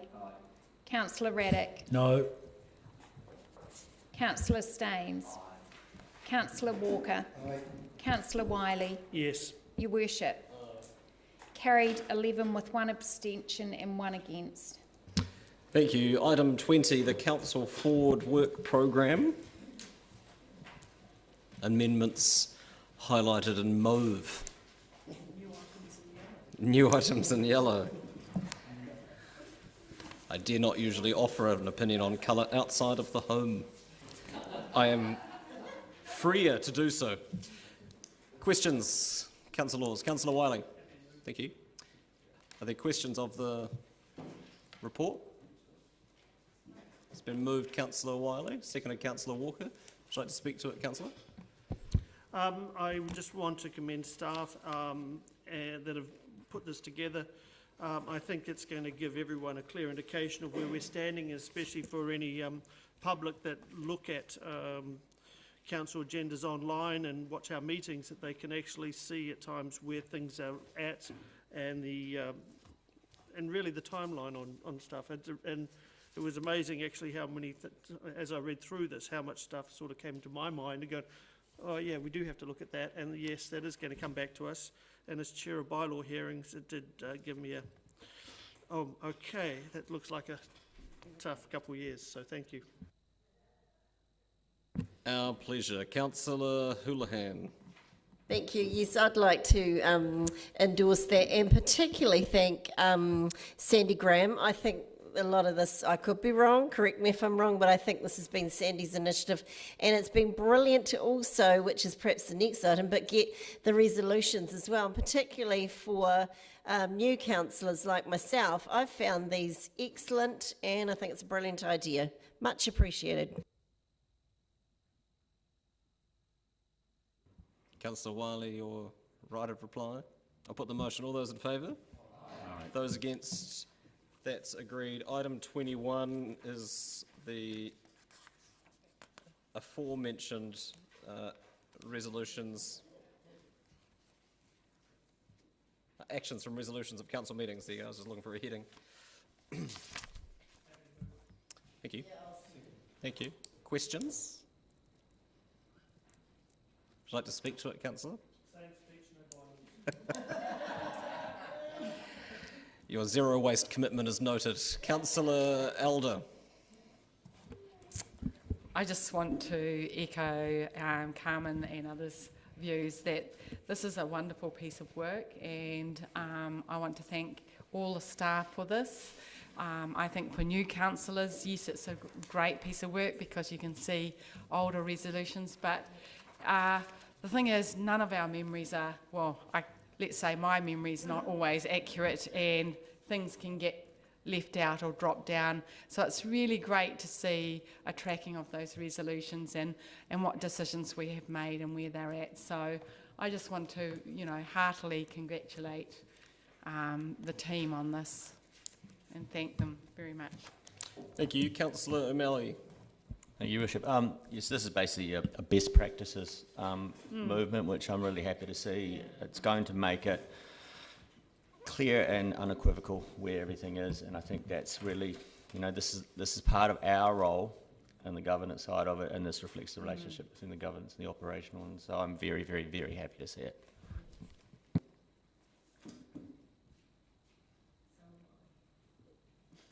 Councillor Wiley, I'll put the motion. Sorry, are you trying to speak? You're terrible. You'll be terrible at auctions. all those in All those in favour? Go for it. Aye. Those against? That's agreed. Thank you. That brings us to the end of the public part of the meeting. I'll move, per the order paper, that we move into non-public session, but allow Mr Garbutt to attend, to assist with item C2, seconded Councillor Walker. All those in favour? Those against? That's agreed. Thank you.